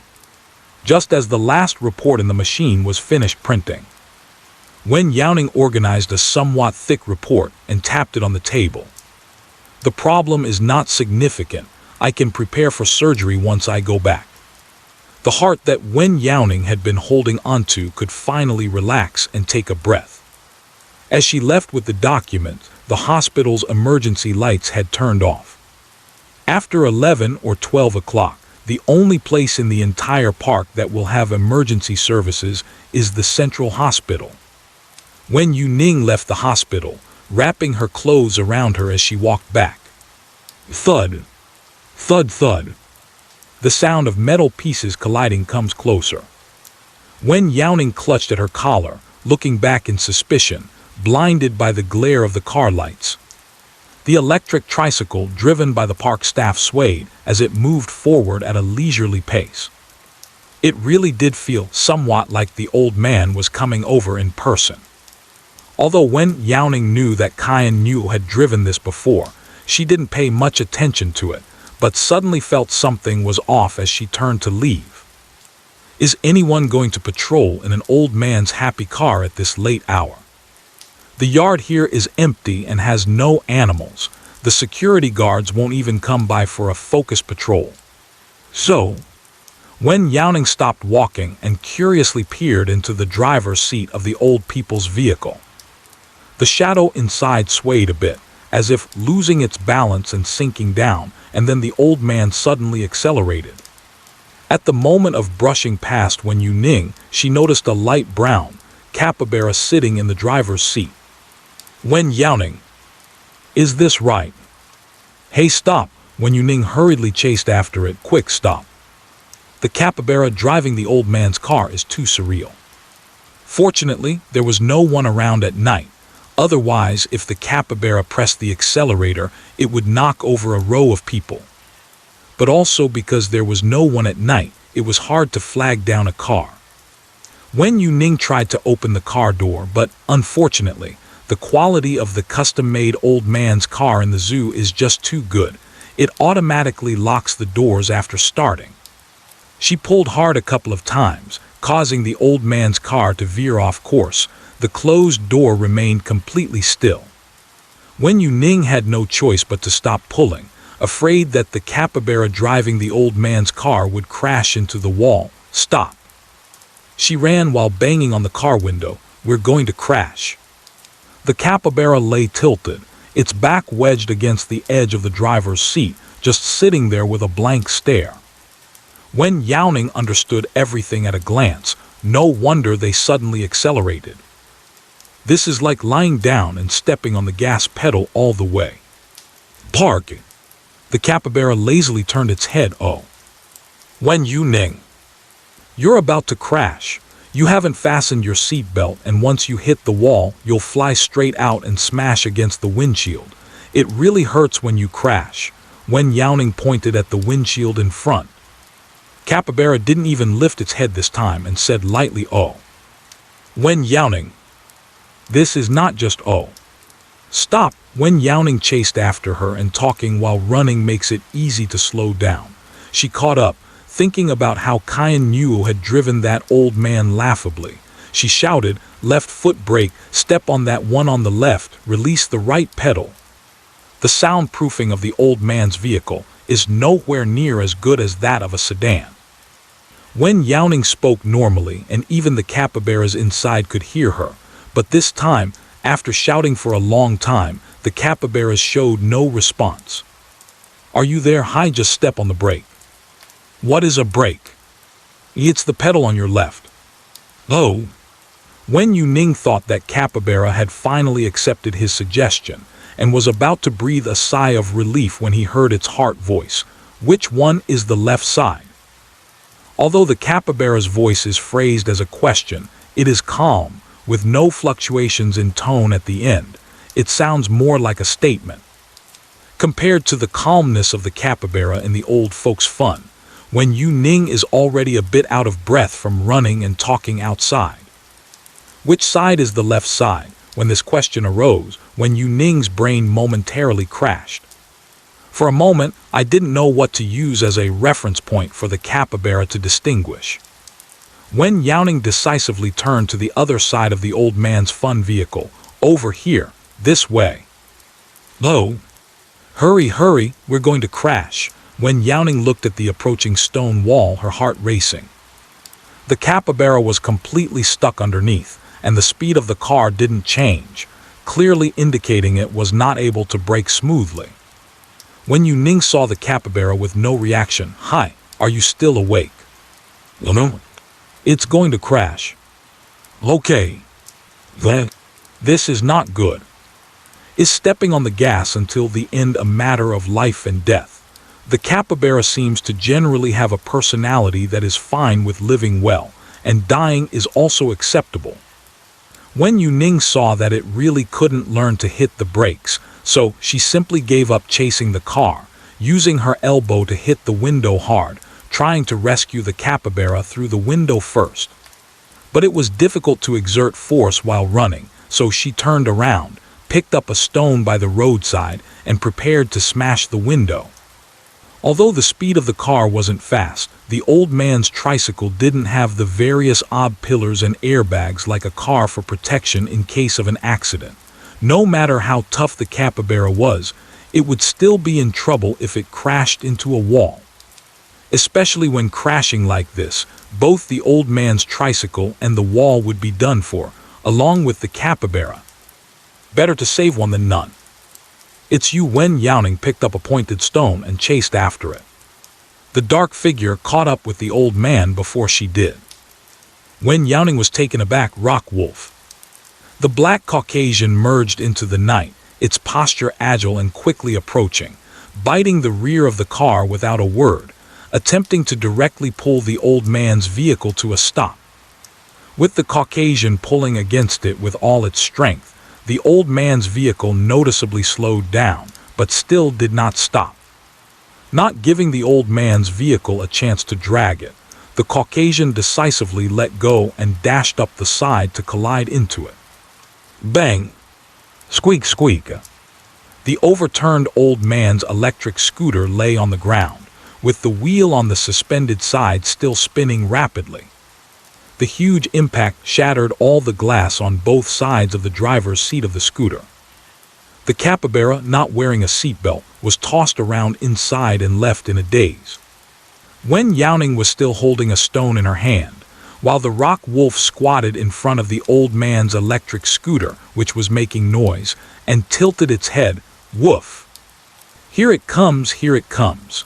Wen Youning threw away the stone, brushed off the dust and dirt from her palms, and chuckled as she rushed over to hug the rock wolf's neck and gave it a rub. Why are you out? I thought you were waiting for me in the dormitory. She poked the Caucasian dog's mouth with her fingertips and pushed it upwards, checking its teeth. Too much impact could easily break its canines, but fortunately, the Caucasian was decisive in entering the arena and did not hesitate to give up and was unharmed.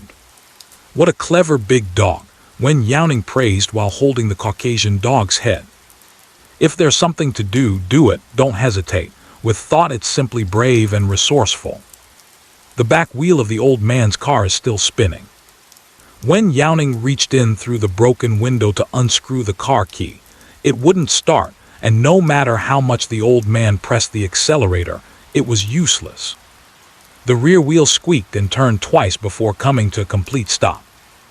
The capybara inside was thrown into a daze, yet still appeared calm and composed. The inner voice faintly shouted, "Dizzy." This state seems to be slightly more active than before, just a little bit. Wen Youning opened the side door of the tricycle, similar to opening the lid of a rice cooker, lifting the upper door with both hands while holding the capybara. It's so heavy. The capybara's fur is rough and short, not fluffy or plush, entirely solid and very sturdy. Capybara, oh. You still say oh, you almost got into an accident, do you know that? Wen Youning swept away the glass shards that had fallen on the capybara, put it aside, and pushed the overturned tricycle back. The capybara blinked. Staying up late for a marathon, Wen Youning felt that her heartbeat was irregular. The Caucasian's ears twitched, and he looked up to the left, silently stepping forward to shield Wen Youning behind him. Wen Youning put down the capybara and looked suspiciously at her side. What's wrong? The Caucasian growled. In the distance, someone was faintly seen running by. Oh my God! The capybara's keeper ran while tucking his clothes into his pants. I told you it was him who drove out.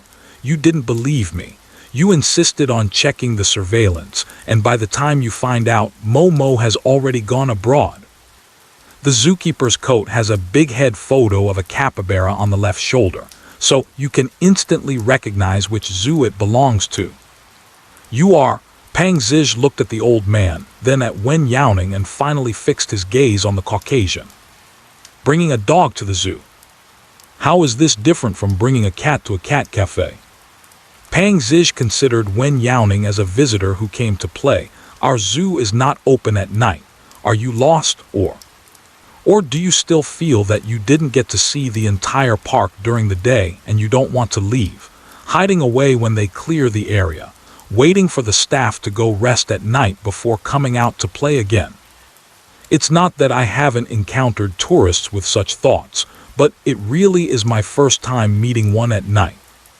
I'm the new animal doctor in the park. Wen Youning handed her work badge to Pang Zij. She always carried it with her since everyone had to swipe the badge to enter the animal hospital group. Pang Zij handed it to his colleague with a puzzled expression. The colleague nodded. "Hello, are you not injured?" "No, just the old man is having a blast." Wen Youning shook the broken door, making the shattered glass window reflect the light more clearly. "As long as you are okay." Pang Zij was really worried that he would hurt someone if he accidentally stepped on the gas. "I've seen it creeping around my car these past few days, and today when I went out to patrol, I almost stepped on it when I got in. Staying vigil by the monitor at night, I saw that the door of the capybara, Momo, was open. When I went out to look, the old man who had stopped at the door was nowhere to be found." This suddenly connected with the issues from the past few days for Pang Zij. Wen Youning had just finished running, and the wind made it feel even colder. Since the handler had arrived, I would leave the subsequent matters to the professionals. She patted the thick fur scarf around the Caucasian's neck and said, "You guys are busy, I'll be on my way first."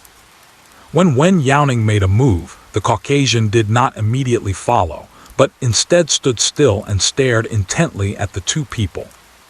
The two caretakers paused with their hands reaching out to touch the capybara under the watchful gaze of the Caucasian. Fortunately, this seemingly fierce Caucasian did not launch an attack. It merely lingered briefly before following Wen Youning's footsteps.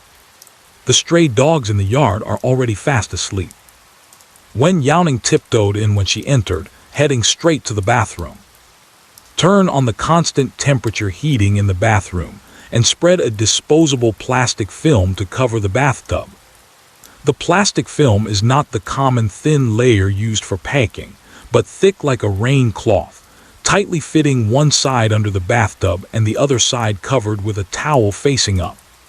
Turn on the faucet and warm grapefruit lemon squats at the door, saying to the Caucasian lying by the door, "The examination results show you are very healthy. We can perform the surgery at the latest tomorrow. Can I help you take a bath today?" It's not easy to take a bath during the recovery period after surgery. If it is a smaller dog, it can be wrapped in a cast at the injured area, and as long as you avoid getting water on the cast while bathing, it can still take a shower. But Caucasians cannot. A little water flow is simply not enough to soak it. It is best to wash them before the surgery. Moreover, the hair on the injured hind leg has to be shaved off for the surgery. Wen Youning's hand rested on the Caucasian's back. "Summer is coming soon. How about I help you thin out some of the hair?" With such thick fur, just thinking about lying in the summer sun is enough to make it hard to breathe from the heat. Since the hair needs to be shaved anyway, it's a good opportunity to trim it together, so it won't look too abrupt just shaving one hind leg. "I have a way with animal grooming." The Caucasian did not respond, and when Youning praised herself, "Whether it's shaping or thinning, I guarantee your satisfaction." The Caucasian remained silent, but his gaze fell on the small patch of bare fur that had disappeared from his front paw. It was shaved during the blood draw. Ahem. A completely sunken area suddenly appeared on the thick fur, revealing the skin underneath. It's hard to say it's ugly, but it can only be described as very unattractive. Wen Youning directly reached out and slapped it, saying, "This is an accident. At that time, we were in a hurry to draw blood, and it was hard to find a vein, so of course it looked bad when everything was shaved off. What I meant by thinning is to remove a layer from the thick fur.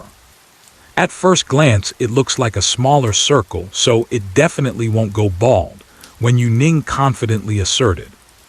The Caucasian dog's claws curled up and its nose snorted. Wen Youning paused and asked, "Are you laughing?" Caucasus, "Whoa. No. You are laughing." Wen Youning pinched and rubbed Caucasus, Just wait and see. Once I wash and trim you, you'll definitely look brand new. After talking to the Caucasian for too long, Wen Youning almost forgot about the bathtub. Oh no, my water. Fortunately, the water flow isn't too strong, and the bathtub is large, almost a little over half full. Wen Youning turned off the faucet, tossed the thermometer into the water, and since the room temperature was sufficient, the water temperature didn't need to be too high. She filled another basin with cool water, watching as the thermometer slowly dipped inside, stirred it a bit, and only placed the basin down when it approached the suitable temperature. Come on, Wen Youning clapped her hands, palms facing up, come and take a bath. The bathtub is semi-sunken. This design is more cost-effective for a single-story house, but in a multi-story building, it tends to leak over time. The edge of the sunken bathtub is even lower than that of the Caucasus. You don't even have to jump to get close to it, you can just step right in. The water, which was originally only half full, rose a level after adding the Caucasus. You need to soak it for a while.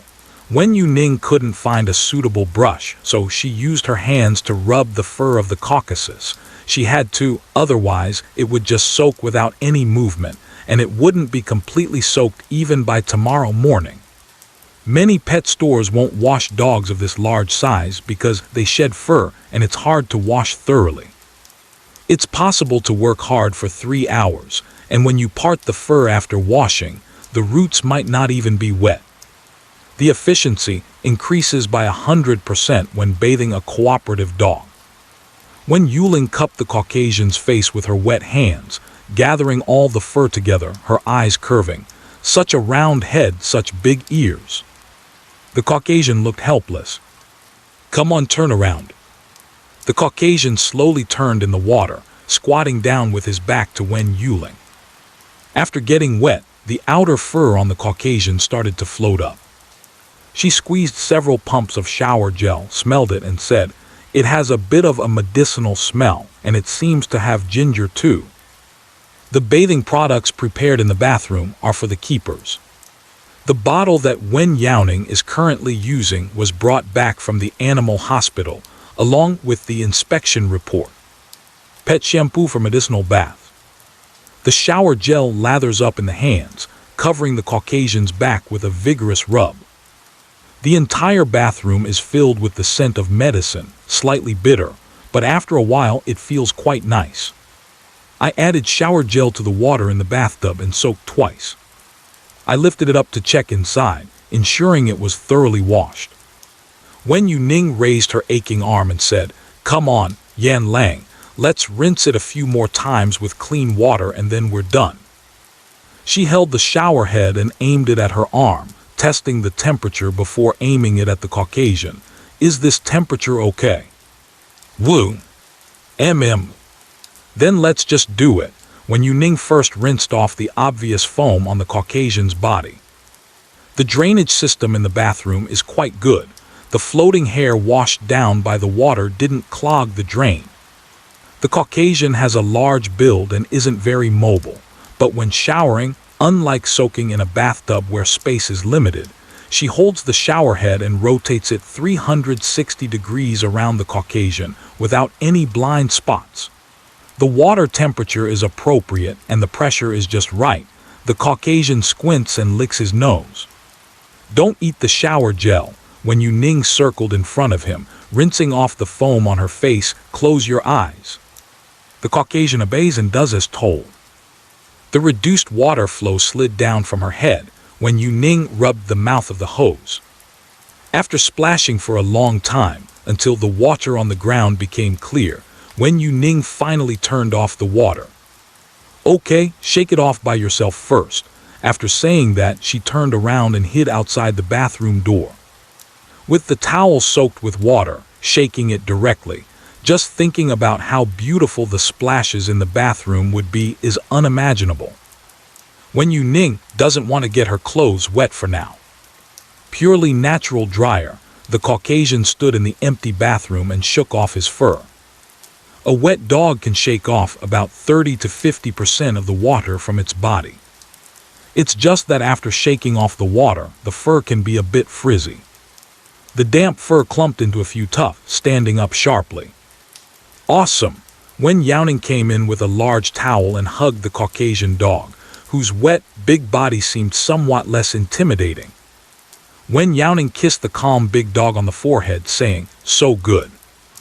The Caucasian dog clearly stiffened, its paws awkwardly drawing together in front of it, and it blinked twice in a row, with nervous emotions written all over its face. Pop, pop.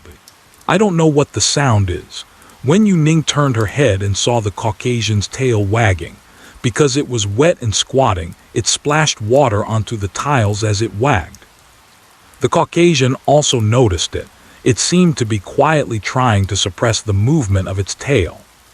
But Wen Youning watched as it didn't stop but instead shook faster and faster, as if trying to create a flickering shadow of a tail. Thinking that the Caucasus's tail must have gone out of control, she was certain. The Caucasus turned back, letting out a low growl-like whimper from its throat, biting down on the continuously swaying tail. Stop it! The tip of the upper tail was caught, and it seemed to struggle helplessly, shaking a couple of times. PFFT, haha. Wen Youning rescued the poor tail, stroking it. All right, let it go, let's dry it off first. Wen Youning tried to mediate, rubbing the tip of the tail. The fur is still wet, don't let it catch a cold. Outside, take down the vase on the table. It's high enough for the Caucasian to stand on, and this height is also convenient for trimming. The fluff that has been washed on the outside becomes fluffy and soft after drying, and thinning it makes it look clear without affecting the overall appearance. If you don't wash it and cut it directly, the results will be very poor after washing it post-cutting. Wen Youning blew the fluff close to the root, saying, "Once the belly is dried, if you're tired you can lie down, if you're sleepy you can take a nap, but thinning requires some effort." What? The Caucasian responded but did not move. Wen Youning rubbed its head. By the time the fur on the Caucasian was dry and the repairs were finished, it was already fully bright outside. Wen Youning removed the fur from the scissors, glancing at the clock. It was a little past 6 in the morning. She had been busy all night, with one thing after another, but Wen Youning didn't feel tired at all. She used a comb to brush from head to tail, cleaning off the fur that had fallen on her body, to prevent the Caucasian from ingesting too much fur while licking himself. Okay, Wen Youning finished combing the last part of his tail, cleaned the comb, and held the mirror in front of the Caucasian. Look, how is it? Not bad, right? Thinning does not affect the overall shape, but the rock wolf can feel much lighter than before it was trimmed. Naturally grown fur that hasn't been trimmed tends to become frizzy, while trimmed edges look much more balanced. As for the hind legs that are about to be operated on, let's hide them a bit, just hide them a bit. The fur on the top has been shaved clean. After shaving clean, the awkward bend of the hind legs is even more pronounced. Interrupted in the middle of it, dragging a broken leg and not knowing how to escape. After escaping, immediately wandering about, this injury has gradually developed into this. Wen Youning holds the Caucasian and pats his back. Let's do local anesthesia, have a rest and eat something first. Woo-woo. The Caucasian tilted its head slightly, leaned close to Wen Youning's ear and paused for a moment, then gently licked her cheek. Wen Youning was startled at first, then raised her eyebrows and hugged the Caucasian, playfully ruffling its fur. There is still quite a bit of food brought out yesterday, enough for them to have another meal. Wen Youning ate the unfinished biscuits with the newly opened yogurt. Dong dong. Teacher Wen, are you up? I came to bring you something. Cai Nu's voice came from outside the door. Yeah, Wen Youning opened the door. This is dog food. I thought you hadn't eaten, so I specifically picked it up in advance. What are you feeding? Wen Youning helped move the dog food. It's the animal feed that wasn't finished yesterday. Cai Nu nodded. Did you wash the Caucasian dog? She rubbed her chin with her fingertip. looks even more handsome. Wen Youning turned around and, as expected, saw the Caucasian dog squatting behind her. She was both amused and helpless. "Didn't I say to let you rest? Why did you come out?" "Well, I won't sleep, just right to nap when I have the surgery in a while." "Kai Newell, are you ready for the surgery?" "Yes." When Youning finished her yogurt, I scheduled the operating room for 9 o'clock in the morning. "Is the time so tight?" Kai Newell estimated the time. "You didn't sleep all night, did you? That's too much." Wen Youning said, "The legs of the Caucasus cannot be delayed any longer." Kai Newell was a bit worried about her health. "Can you not take a break?" "It's not a big deal." Wen Youning once encountered a cat car accident while rescuing stray cats and was busy for 2 days performing emergency surgery. The only downtime was when she drank glucose, and the rest of the time was spent in the operating room. This amount of work is just a drop in the bucket. Kai Newell asked, "Is there anything I can help with? My colleague is keeping an eye on the goose eggs today, so I have some free time." Wen Youning thought for a moment. "If you're not busy, could you please help me take these stray dogs to get a checkup?" "Sure." Kai Newell hesitated for a moment after speaking, pointing at the stray dogs in the yard, and said, "You have to talk to them first, otherwise I'm afraid they won't follow me." This group of stray dogs can be said to be organized and disciplined. The activities are always in groups, and Kai Newell is worried that she can't manage on her own. "Okay." When Youning opened a bag of dog food and filled the empty bowl, "You all heard that right. This sister will take you for a checkup later, and you might have to get your blood drawn, but don't be afraid."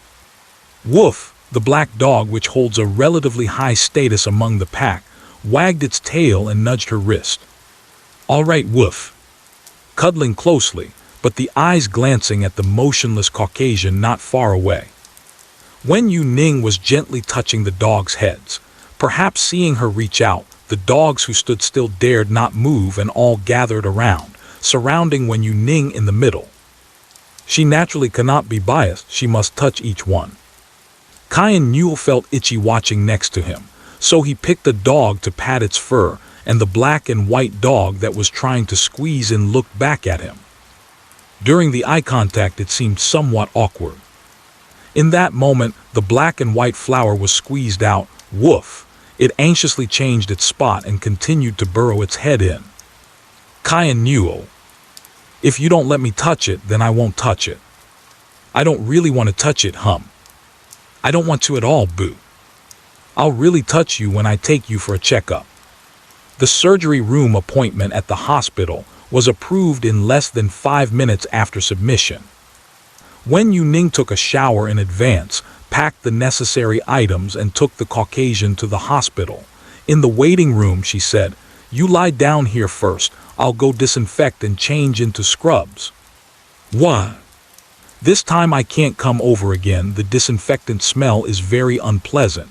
For dogs, that is a very acrid smell." Wen Youning hurriedly entered the disinfection room, and the Caucasian's gaze followed until the door closed. When she came out again, Wen Youning had changed her outfit, wearing a hat and a mask, revealing only a pair of eyes. "Let's go." Woof. The rock wolf is generally quieter compared to other Caucasians. Its calls are muffled and deep, and it often responds with nasal sounds. Local anesthesia surgery. It is completed while the Caucasian is fully conscious throughout the procedure. Wen Youning doesn't have a familiar animal doctor here, so she decides to handle everything herself. Generally, large dogs require general anesthesia, both for the convenience of surgery and to ensure the safety of the veterinarian. No one knows if a large dog might suddenly turn aggressive. Even with a muzzle and restraint, once the surgery starts, any struggle could affect the procedure with even small movements. Wen Youning does not think that local anesthesia will harm the Caucasian, and since the Caucasian ate yesterday without fasting or water restriction, if she follows the general anesthesia protocol, the surgery won't be able to take place until at least tomorrow. Delaying a day will add a layer of risk to recovery later on. After careful consideration, I chose to use local anesthesia. It has been proven that this decision was correct. The surgery is over, and the effects of the anesthetic are still present. Wen Youning pushed the hospital bed and brought the Caucasian into the bedroom. Take a nap. You must be very tired already. During the surgery, the Caucasian stayed awake the whole time, with its eyes wide open. Now that the surgery is over, it really should rest. Whoa! Wen Youning quickly took a shower in the bathroom, wrapped herself in a quilt, and lay down on the bed. The Caucasian's hospital bed was right beside hers. When she opened her mouth again, her voice became very soft. Good night. Lying in bed, the fatigue that had been deliberately ignored for 2 days and nights enveloped her entire body, and Wen Youning closed her eyes. Her consciousness drifted, thinking that fortunately, every time before going out, she would leave extra food at home, so the dried fish and the red falcon at home wouldn't go hungry. The 10th hour of not broadcasting. The live broadcast is not active. There is a problem with the mindset. In the live room that has not started broadcasting, fans wait from morning to evening, from hanging on to quitting, and then occasionally clicking in, until 5 o'clock in the afternoon. Only then did the live room appear on screen. Good morning. Wen Youning had just woken up, her voice still carrying a lazy hoarseness. She was still tired after sleeping all afternoon, so she went to the kitchen to make herself a cup of coffee to perk herself up. I can't sleep anymore. If I do, I'll wake up and find it's already evening. My schedule will be completely thrown off. A grandmother streamer you follow is live. Where's the Caucasian dog? I want to see the handsome dog. Not going live, secretly petting the capybara. Do we not deserve to be in the spotlight? I just finished surgery this morning and am still resting. Wen Youning was afraid to wake it up. Whenever there was a little noise outside, the Caucasian's ears would twitch, perhaps trying to discern whether the sound was worth waking up for. Wen Youning didn't plan to go to the bedroom. She just said, I'll show you when I wake up. What capybara? How do you know I ran into a capybara? The official zoo account has posted it. Was that the one posted yesterday? The person in it is Teacher Wen. Wow, the camera was so blurry I didn't even recognize them. I don't know, should I Teacher Wen and tell them? Official account. Wen Youning just heard that the zoo has an official account.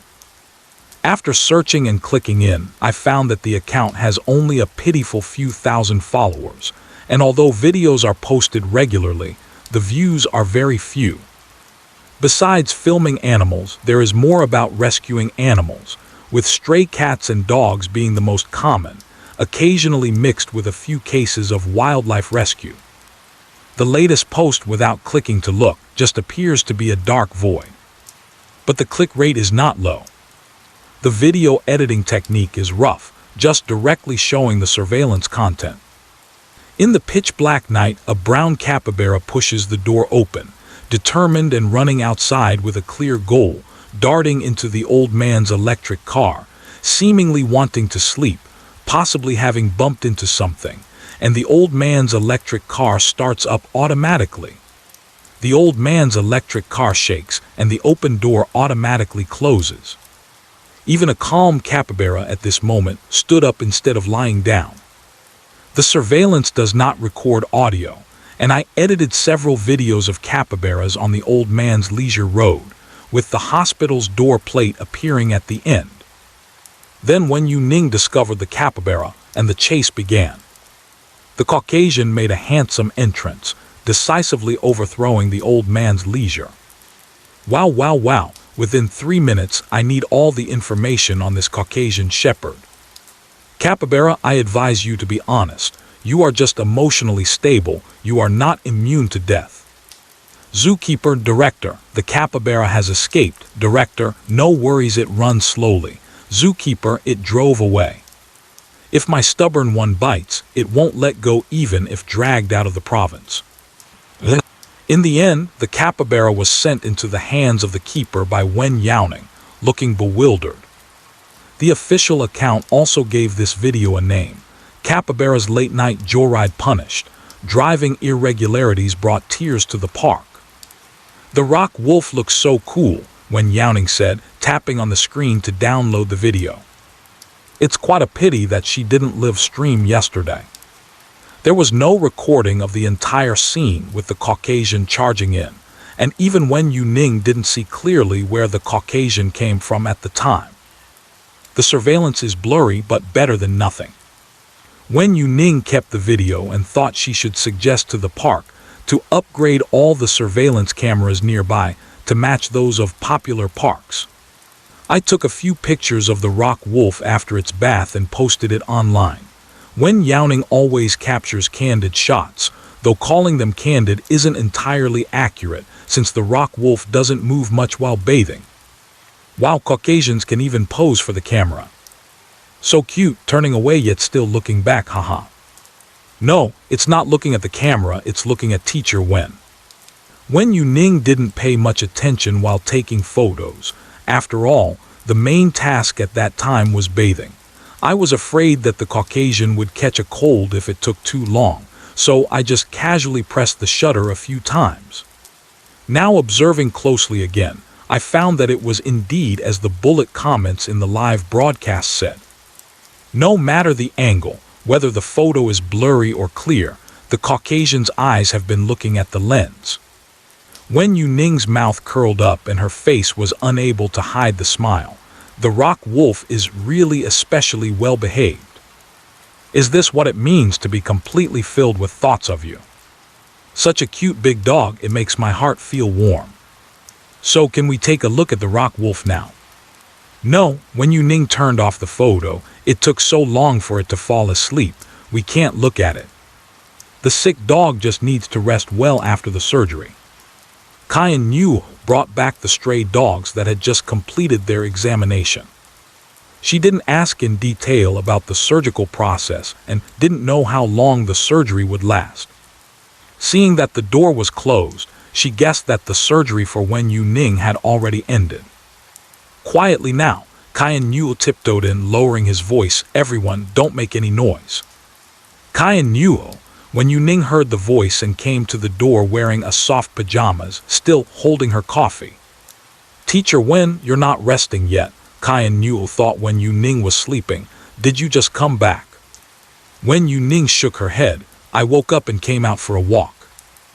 Wen Youning brought back the last stray dog and closed the door behind him. How did the surgery go? Why didn't I see the Caucasian? The rock wolf is still sleeping. The anesthetic is helping it rest.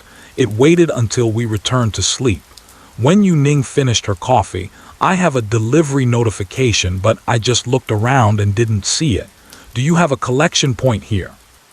Wen Youning, is it about the delivery? When you went out for surgery, someone dropped one off. I put it on the shoe cabinet. It felt light as a feather, and I thought someone had mistakenly sent an order here. It's a gift I customized for the tiger.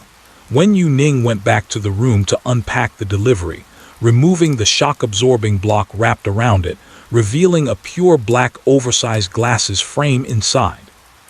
Wen Youning. What is this? Don't you think a well-learned tiger goes well with glasses? Wen Youning put down the large, specially customized glasses frame and picked up another smaller pair to wear. Looks good. The smaller one is a reference model made by the store.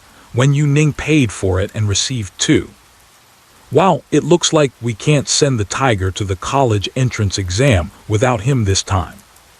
Haha, when a hobby becomes a job, the tiger will definitely lose interest in studying on the spot. The same glasses as the tiger, I want them too, hand over the link. The quality of the glasses frame is quite good, and Wen Youning is twisting both sides. It is flexible. She does not have the specific size of the tiger's head, but she has a general idea when she holds it, and the frame is flexible, making it easier to wear some. Wen Youning calculated the time and estimated that, under the influence of the anesthetic, the Caucasian would sleep for a while longer. I'm going to the tiger park. I'm going too. Kyan Newell guessed that Wen Youning was going to deliver gifts, and without a second thought she responded, let's go, I'll drive. Sitting in the old man's joyride. Kyan Newell pulled up the location map of the park to see which areas had fewer tourists and less traffic, planning to take a shortcut. By the way, Teacher Wen, did you watch that video on the official account? Kyan Newell pressed the accelerator and couldn't help but show off while driving. I edited that. How does it look? Not bad, just a bit blurry. I have already told the principal to transfer a batch of new surveillance cameras, the most advanced model, Kyan Newell emphasized. Initially, due to the low number of people here, the surveillance used was the most basic model, just to ensure that in case anything happened, there would be something to review. The details recorded weren't important at all. Yesterday, the keeper at the capybara enclosure reported that a capybara escaped and damaged the lock. Kyan Newell was just checking the surveillance for fun, but unexpectedly saw Wen Youning's figure inside. It was ordinary before, but now that Wen Youning is here, it will definitely be very lively. Directly monitor the account chain, don't make me beg you. Your park knows how to please me reward. Ha. Regarding the importance of Teacher Wen, I suggest you don't apply to introduce pandas either. Just treat Teacher Wen as the treasure of the park. Does asking Teacher Wen to appear come with a raise? Prices are rising. In fact, the live broadcast is clearly stated in the contract, and the account revenue belongs to Teacher Wen. I'm just helping with the editing work. Whether there is profit or not is not important. What matters is promoting their zoo. Continuously doing charity work while ensuring the living standards of the animals, the ticket sales and subsidies are actually not enough. Fortunately, before running a deficit, Wen Youning saved them from desperation. Kyan Newell said, Teacher Wen, are you staying here tonight? Do you want me to drive you back to pack some things? The Caucasian dog just finished surgery. Although it was only on the hind leg, it's best not to move too frequently. If Wen Youning goes home, she will have to run around between both places. Time is wasted on the road. When the rock wolf wakes up, I'll tell it I'm coming back. Wen Youning also thought about the two at home. Of course, they had to be brought along when coming here. Got it. The tiger enclosure is still closed. A few pieces of meat are hung at the feeding hole on the glass wall. The tiger rolls around inside, lying on its back looking at the sky, occasionally getting up to take a bite, then lying back down to chew on the meat and continue thinking. Meat born cannot bring, dead cannot take. The tiger's life. This topic is too heavy. Wen Youning stood outside the glass wall, looking down. Aren't you listening to the bossy CEO novels? Yeah, the tiger stood up with a roll, its claws scratching the glass. When it couldn't claw its way out, it attempted to shove its claws through the hole where the meat was delivered. Wen Youning touched the tiger's paw that was sent to the door. Arno, what are you howling about again? Du Kunlin's slightly frustrated voice came from inside. He came out with a dazed expression. Every day I've changed your books for you, yet you still torment me. As the protest murmurs continued, Du Kunlin saw Wen Youning outside the glass wall. Teacher Wen, Du Kunlin stepped forward. I came over to give Arnold a gift. Wen Youning shook the glass's frame in her hand. Okay, come this way. Du Kunlin responded repeatedly as he came over to open the door. Just in time, I have something I want to ask you. It always suddenly howls without any warning. Quietly, just one sudden sound, it has scared me several times. Reflecting on life, after speaking, Wen Youning paused and changed her words, tiger life. You said it yourself, should this be said about the tiger? Let's listen to some philosophy for the kids. I only listen to audiobooks for the sake of listening, but the tiger really takes it to heart. What a naturally gifted learning body. Let it take my college entrance exam, so I can lie down inside. Roar! Arno stood at the door, and after Du Kunlin opened the outermost door, the tiger rushed towards Wen Youning without hesitation. The surroundings were walls, and Wen Youning stood firmly against the wall. "Be careful, don't break the gift." Wen Youning hugged the enthusiastic big tiger. "This is custom made." "Woo! Is it unique to me, or do other animals have it too?"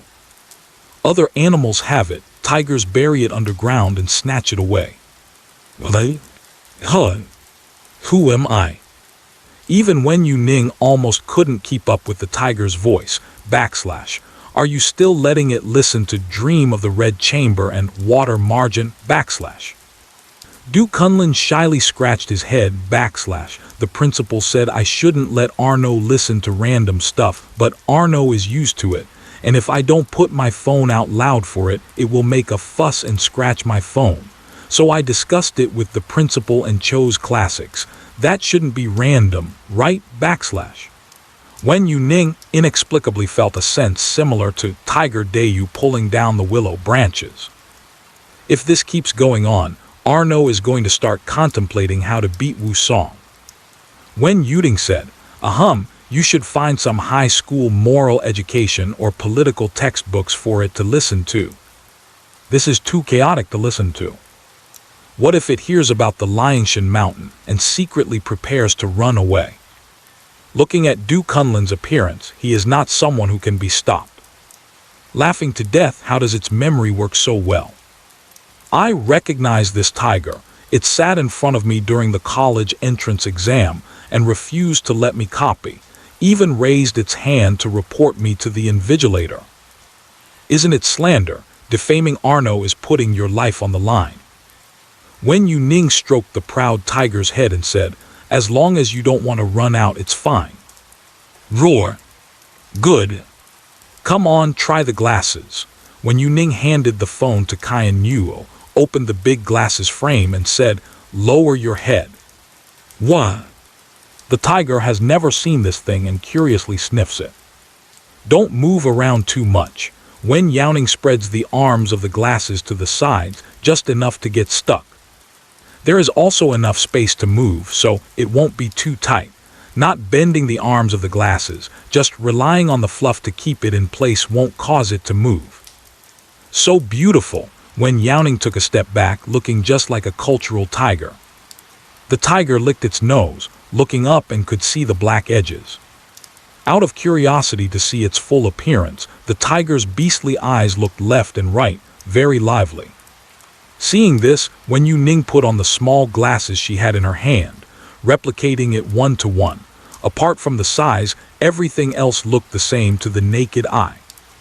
Without a mirror, Wen Youning showed it the effect. Look, it's like this. Ow! Beautiful! The tiger's paw scratches the ground. This is a sign of happiness. Should I buy it a few physical books? Du Kunlun said. It doesn't matter whether you can understand it or not. Just think about how picturesque it would be to shoot. Wen Youning pushed up the middle of her glasses frame with her fingertips, pushing the sliding glasses frame back into place. The tiger saw her movement and also raised its paw, as if looking in a mirror, pushing with its paw pad. The height of the glasses frame it is wearing is just right, without sliding down, only held down by its paw.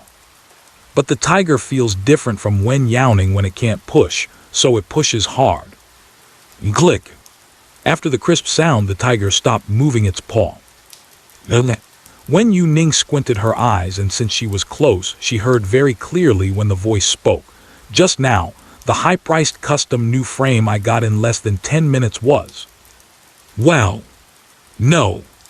It's not true. Wen Youning said, Then put your paws down so I can have a look. Roar. I won't put them down. This is very cool. Tigers like to hold it like this. What's wrong? Du Kunlun turned off his reading phone and seeing Wen Youning and the tiger staring at each other motionlessly, was left in confusion. What are you doing? The tiger's paw rested on its face. Upon hearing the sound, it wanted to turn around, instinctively letting its paw down to touch the ground. But as soon as it released it, the glasses slipped off, so it quickly raised its paw again to press them back down. Now it doesn't dare to loosen its claws. The tiger spun one of its front paws in place and faced Du Kunlun. Ow. Come quickly. Huh, Du Kunlun didn't understand the tiger's meaning and glanced at Wen Youning for help. Wen Youning translated, it wants you to help it take off its glasses, but it's best not to. Hey, what's there to hesitate about? It's not easy for Arno to have something to ask of me. The tiger would entrust this matter to him, which is an intimacy and a trust in him. Du Kunlun cheerfully raised his hands, grabbing both sides of the frame. I'm more than happy to help with such a small thing as taking off glasses. This frame feels pretty nice, touching it. This is not right, this is not right. The praise gradually faded away as the frame was completely taken off, replaced instead by a rising intonation.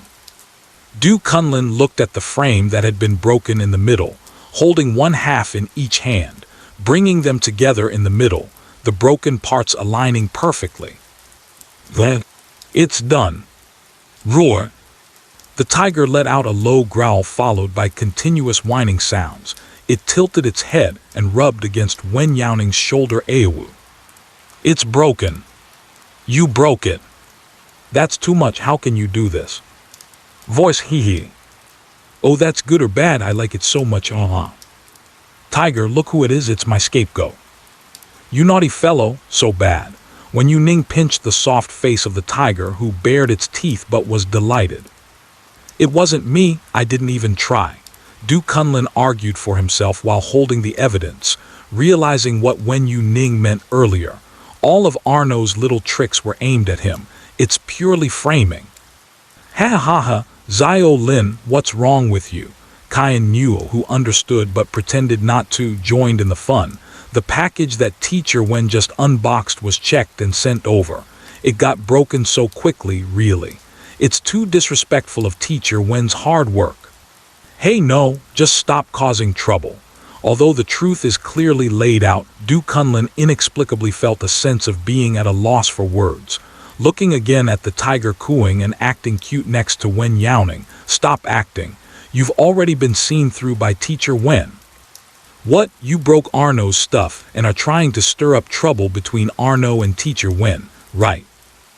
The thing broke while it was in your hands, just admit it, haha.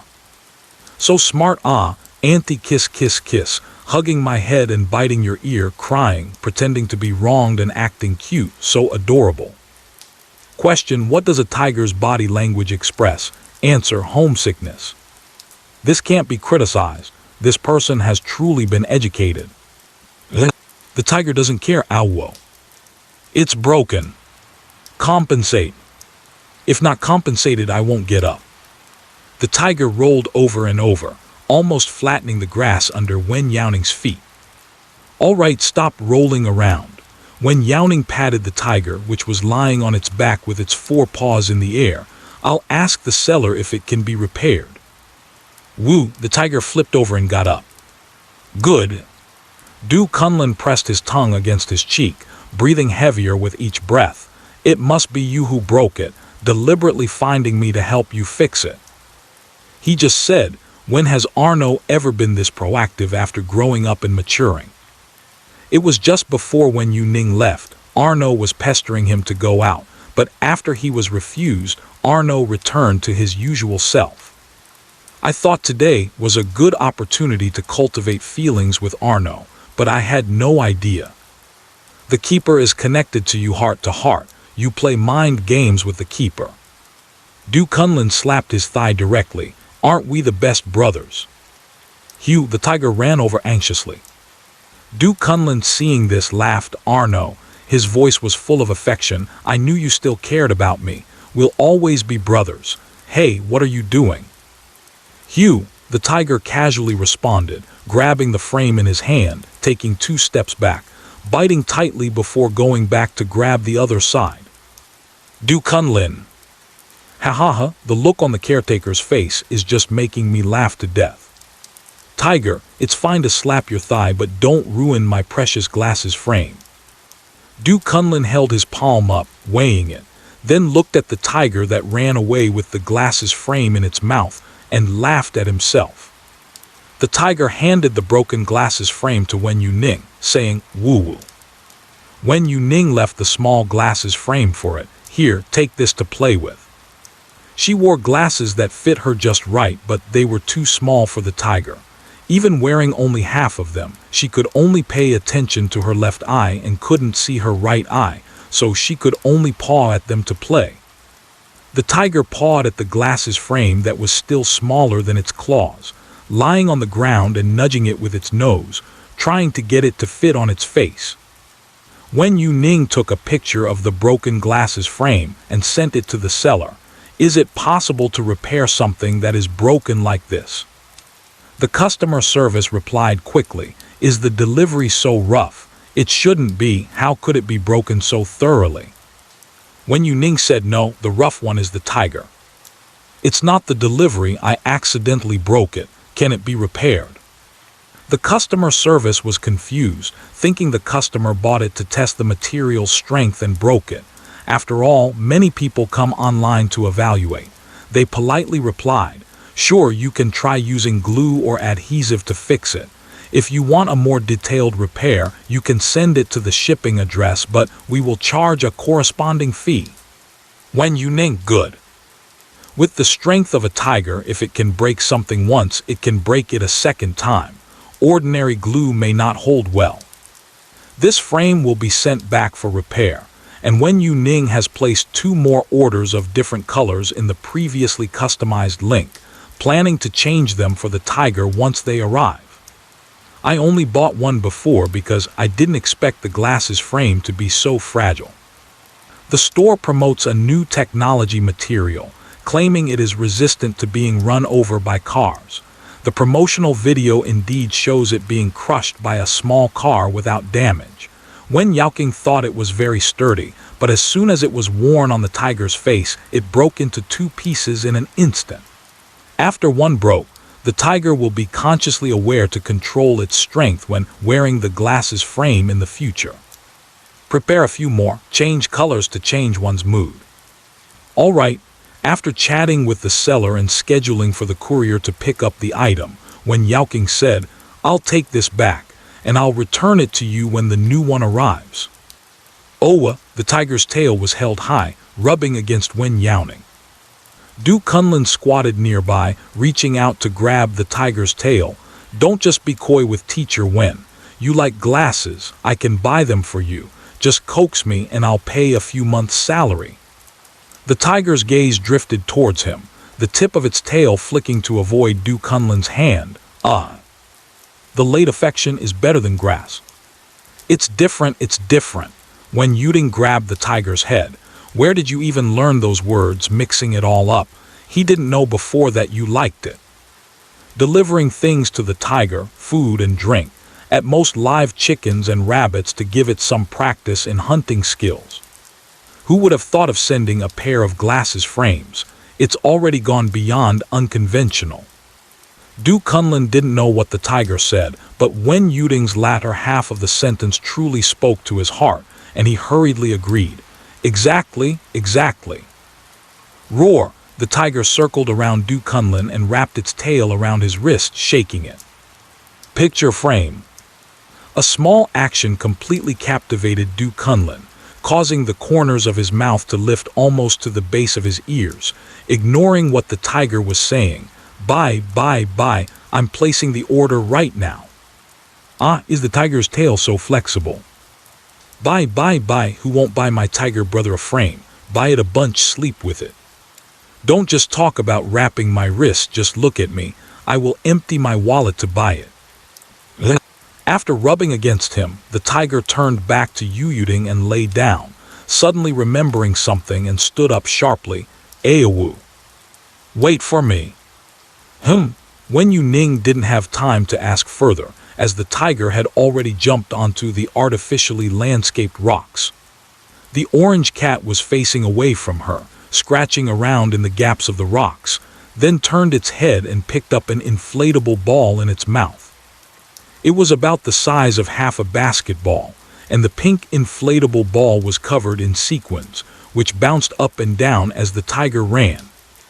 Woo! The tiger raised its head high and shared its beloved toy with Wen Youning. This ball isn't broken yet. Du Kunlun, as the tiger's keeper, is the one who hands out any toy. He has a deep impression of this ball, mainly because it is of good quality and expensive, able to withstand the tiger's playful bites without breaking. A real bite would certainly pierce it in one go, but the tiger understands the concept of playing with it. When Arno gets a toy, he plays with it carefully. However, this ball disappeared not long after it was given away. He thought it was Arno who lost it, but it turned out to be hidden away. Wen Youning squeezed the inflatable balloon, realizing it was a bit deflated and felt soft. Roar, the tiger ran to the back, eagerly waiting for Wen Youning to throw the ball. Here it comes. Wen Youning raised her right hand with a fluid motion of her wrist and threw it toward the tiger. Woo! The tiger raised its head, fixated on the parabolic path of the inflatable ball in the air, leaped up, and accurately bit the inflatable ball midair, then fell forward and pounced into Wen Youning's arms. Wen Youning firmly hugged the big tiger and praised it by rubbing its ears. Great job. Woo! The tiger squinted its eyes, lifting its chin. Wen Youning curled her fingertips to scratch its chin, taking the inflatable ball out of its mouth. Another one. Wow! The tiger, after hearing this, backed out from Wen Youning's arms and ran to the opposite side. Come on! Reject animal performances, but can't refuse animals that insist on performing. The big tiger with its nose on an inflatable ball. Arnold is having so much fun. Does the zookeeper usually play with Arnold like this? How happy. Du, witness of others' happiness, Kunlun, arms crossed, expressionless, scrutinizing these comments, calm and composed with pride larger than the sky, lightly raises his head and says, HMPH, I'm already tired of this. In fact, he hasn't touched this inflatable ball except for when he first delivered it to the tiger. Boo-hoo. I haven't seen Arnold play with a ball before, but he's having so much fun today. 2 wide tears were left in my heart, but on the surface, it was still calm and light. Wen Youning played with the tiger for a while, keeping an eye on the map to see when the courier would arrive at that location.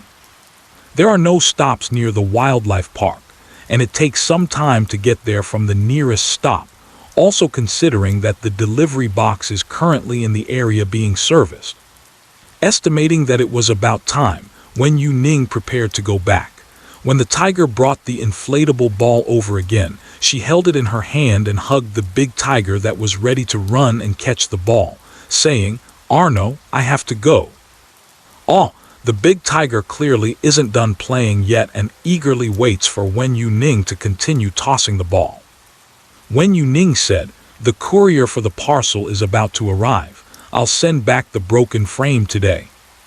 Aside from the necessary time on the road, it can also be returned as soon as it's fixed. Oh, all right. Arno bit down on the ball in Wen Youning's hand and began to judge whether it was better to keep the human around to play with him, or to let the human go fetch a new toy. While he was deep in thought, Wen Youning had already rubbed the big tiger's head a couple of times, saying, let's go. Owl, Arno opened his mouth and let out a sound, and the inflatable ball fell out. It looked at Wen Youning leaving and licked its nose. Don't be down, there's still a living person here. Du Kunlun picked up the ball from the ground, dusted it off and said, I'll play with you, come on. The tiger opened its mouth. The refusal growl hadn't even come out before the ball was already thrown away. It turned around and chased after it, still managing to catch it firmly before the ball hit the ground. While that's great, come on. Du Kunlun squatted down and clapped his hands, let's continue. However, Arno didn't even look at him, directly jumping onto the rock and hiding the inflatable ball in the previous gap. Du Kunlun. The intention not to play was expressed very clearly. The tiger shook its fur and lazily lay on the stone after playing, its tail tip lightly tapping the nearby foam. The meaning is very clear. Continue listening to the book. Du Kunlun. Here it comes, here it comes. The courier for the pickup came very quickly. It came even earlier than expected. The courier called to ask if anyone was home before Wen Youning arrived at the dorm. The old man's electric bike stopped at the entrance of the employee dormitory, coincidentally bumping into the delivery man. The delivery man steadied his bike and said, "Hello, is there a return package?" "Yes, this one," Wen Youning handed over the two halves of the frame. "All right, just make the payment online." The delivery man entered the pickup code, placed the frame properly, and rode away to deliver the next package in another area. "Teacher Wen, I'm going back now." Kyan Newell, who didn't get out of the driver's seat of the old man Joy, waved to Wen Youning through the car window. "When you're ready to go home and pick up the fish jerky and the red falcon, remember to message me. I'll drive you. You mustn't secretly take a taxi away." There was a slight pause in the conversation, and before Wen Youning could respond, Kyan Newell laughed first. "It seems like it doesn't matter whether you send a message or not. I've been hanging out in your live stream, haha. I'm leaving now, Teacher Wen." Kyan Newell closed the car window, stepped on the gas and made a U-turn in one go, as if afraid Wen Youning would refuse, giving her no chance to speak. "I think she drives better than the capybara." "Capybara, huh, she's fine too. Any of them are fine." The entrance to the yard is crowded with stray dogs. The fence around the small yard is not very high, and there are no barbed wire to prevent jumping, so with a dog's jumping ability, they can easily leap over without a running start. But everyone is being very well behaved, gathered at the gate. Upon seeing Wen Youning return, they wag their tails joyfully. The dog in the front row is wagging its tail, but isn't very friendly to the dog in the back row. The tail is wagging too quickly. A few dogs that got hit can't even open their eyes. In a moment of anxiety, one dog bites. The dog that was bitten turns around but can't find out who bit it.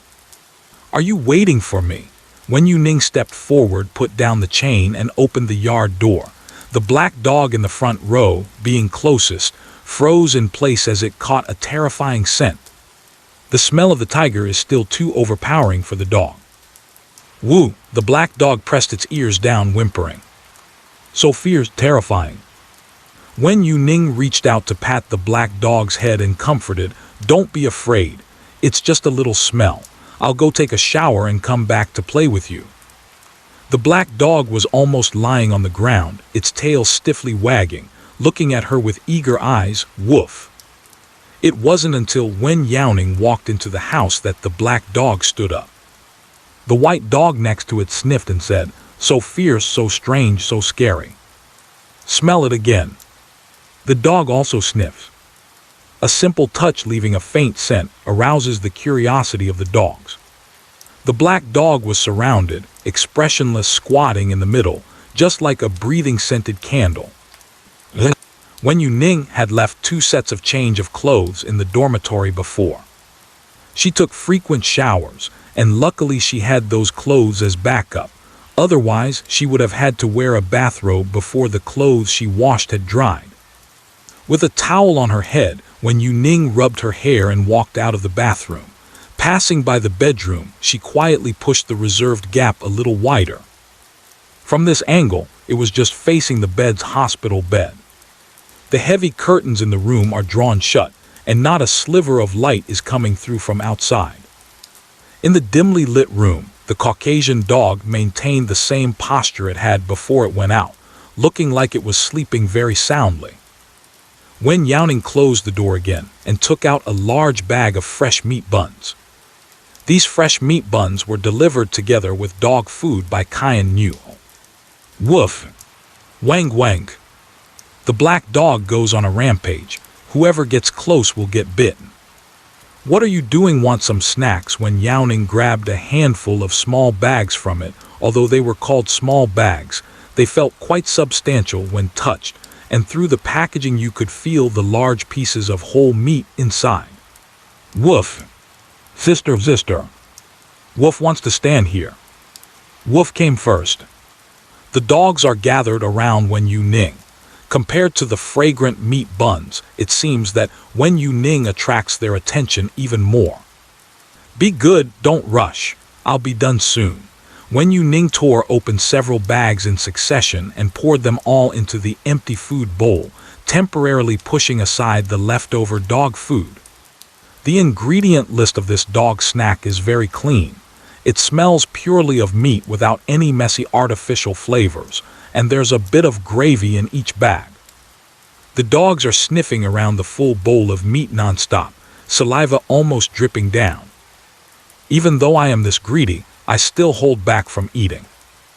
Ordering the dogs to eat requires training.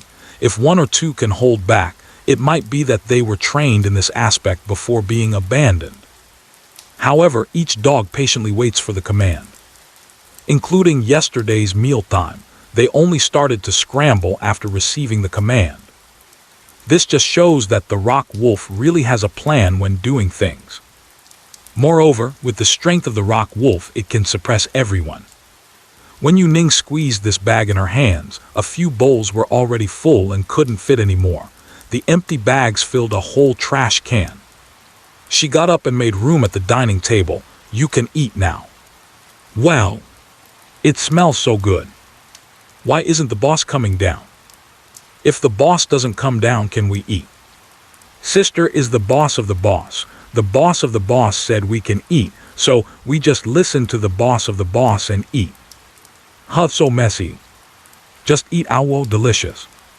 The rock wolf is sleeping. You can eat first, there's still a lot here. When Youning patted the remaining half bag of snacks, picked up the little dog that was anxious and couldn't find a spot on the ground, and opened a pack just for it. Woof woof. The little dog had no experience in grabbing food. It closed its eyes and sniffed the scent, trying hard to dig in, leaving it to fate whether it could get the food into its mouth. However, looking at its size, it shouldn't have gone without eating. Surrounded by a group of fluffy ones, it's simply paradise. Awa, they are all so well behaved, knowing to wait for the command before eating.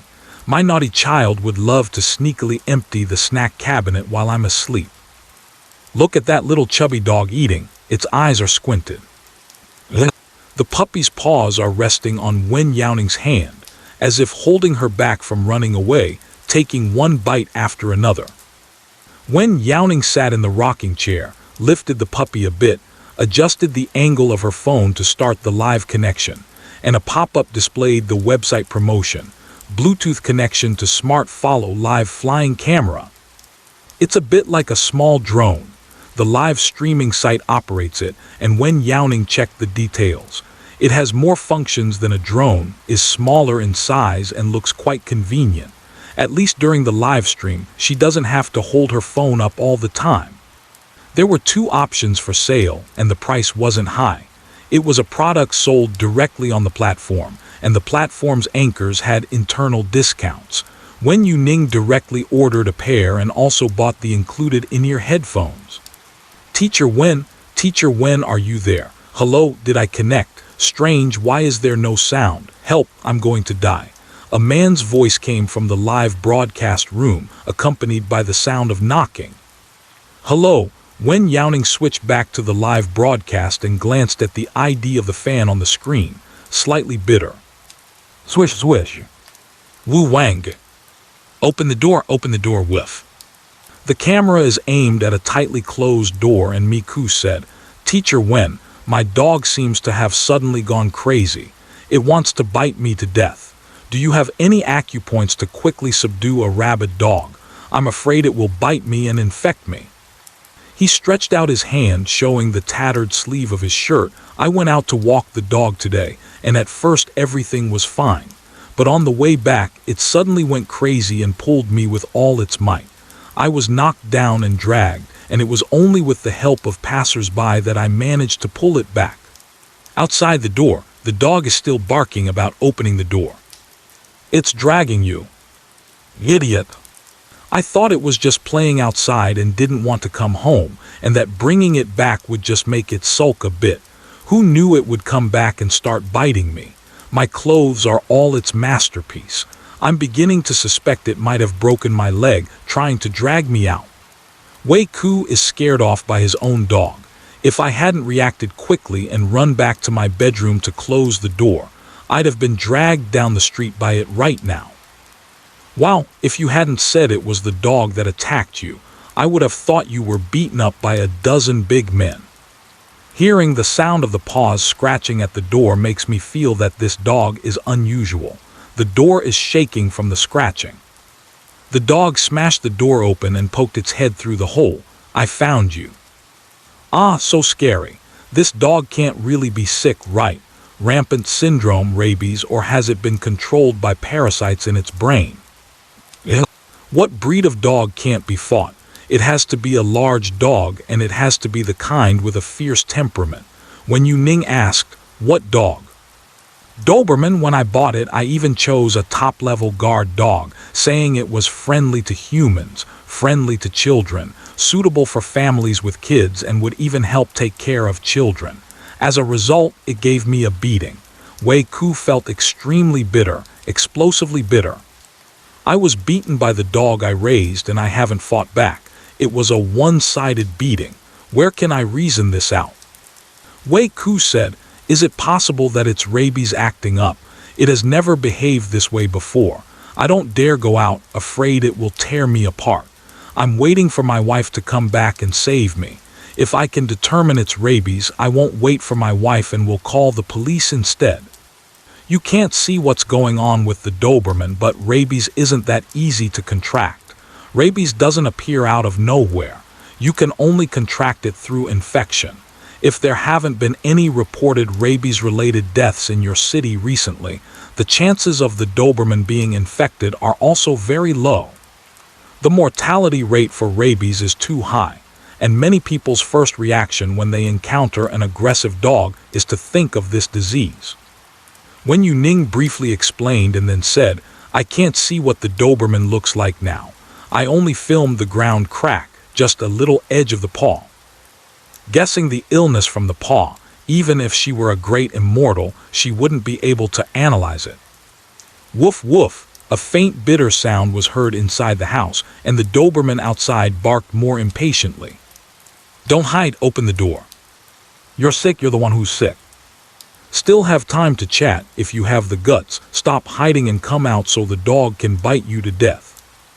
While that dog's barking, it's so chilling. If there are no bleeding wounds on you, don't go out for now. If you run out and get bitten, it would be counterproductive. Just call the police and wait for rescue." "Don't call the police yet." Wen Youning gently moved the puppy that had fallen asleep with its half-eaten meat bun in its mouth. Taking the bun out from its mouth, "Put your phone next to the gap." "Is it like this?" "Yes," Wen Youning asked, "Why did you bite him?" The scratching at the door stopped, the Doberman's paws retreated, its snout squeezed into the gap and its nose twitched. Woof woof. He deserved it. He insisted on dragging the dog back, not to go out with the dog. The dog wants to find Dong Dong. The dog wants Dong Dong. Stupid fool, give the dog's Dong Dong back. It feels like an insult that's too dirty. If Teacher Wen judges that it's not sick, then if it's really not working, how about you go out and say some good words, and then take it out for a walk? Wen Youning was stunned for a moment, thinking of what Wei Ku had just said. "Is your child's name Dong Dong?" "Oh, how did you know, Teacher Wen?" Wei Ku was quite surprised as he looked back at the room captured by the camera, thinking to himself that there was no name written at home. Wen Youning said, "Did you take Dong Dong along to walk the dog?" "No, I took the dog out to walk while the child was playing in the inflatable castle at the park. The child kept grabbing the dog leash and I found it too slow, so I took the dog out for a quick walk to let it pee before going back to get the child." After briefly summarizing the situation like pouring beans from a bamboo tube, they suddenly widened their eyes and exclaimed, "Oh my, where's my child?" "Woof, woof, woof. Are you asking about the dog?" "Dead person, even with such an attitude, you're not taking you away." "Trash, what do you need you for?" "The dog can go by itself and you still won't let it. It loves to take walks." "Who loves to take walks? The dog is playing with Dong Dong. What does it have to do with you?" The dog can't even be bothered to pay attention to you. You say the dog is sick, but you are the one who's sick. No brains. The dog shouldn't be left alone. It should just bite you hard. The Doberman scolded mercilessly, and the inner voice was in sync with the barking. The verbal battle at the tip of the tongue became quite a spectacle. Even though it was a one-sided scolding, it still infuriated the Doberman. No, I just said it. One should believe in the strength of the top-class guard dogs. Taking the kid out for a walk with the dog, the adult comes back but the child is missing. Fortunately, it's a managed inflatable castle in the park. If it were somewhere else and the child got lost, what would you do? Doberman, can't handle it, really can't handle it. I'm too busy to care about anything. Teacher Wen, I have to pick up the child urgently. I'll make up for the gift later.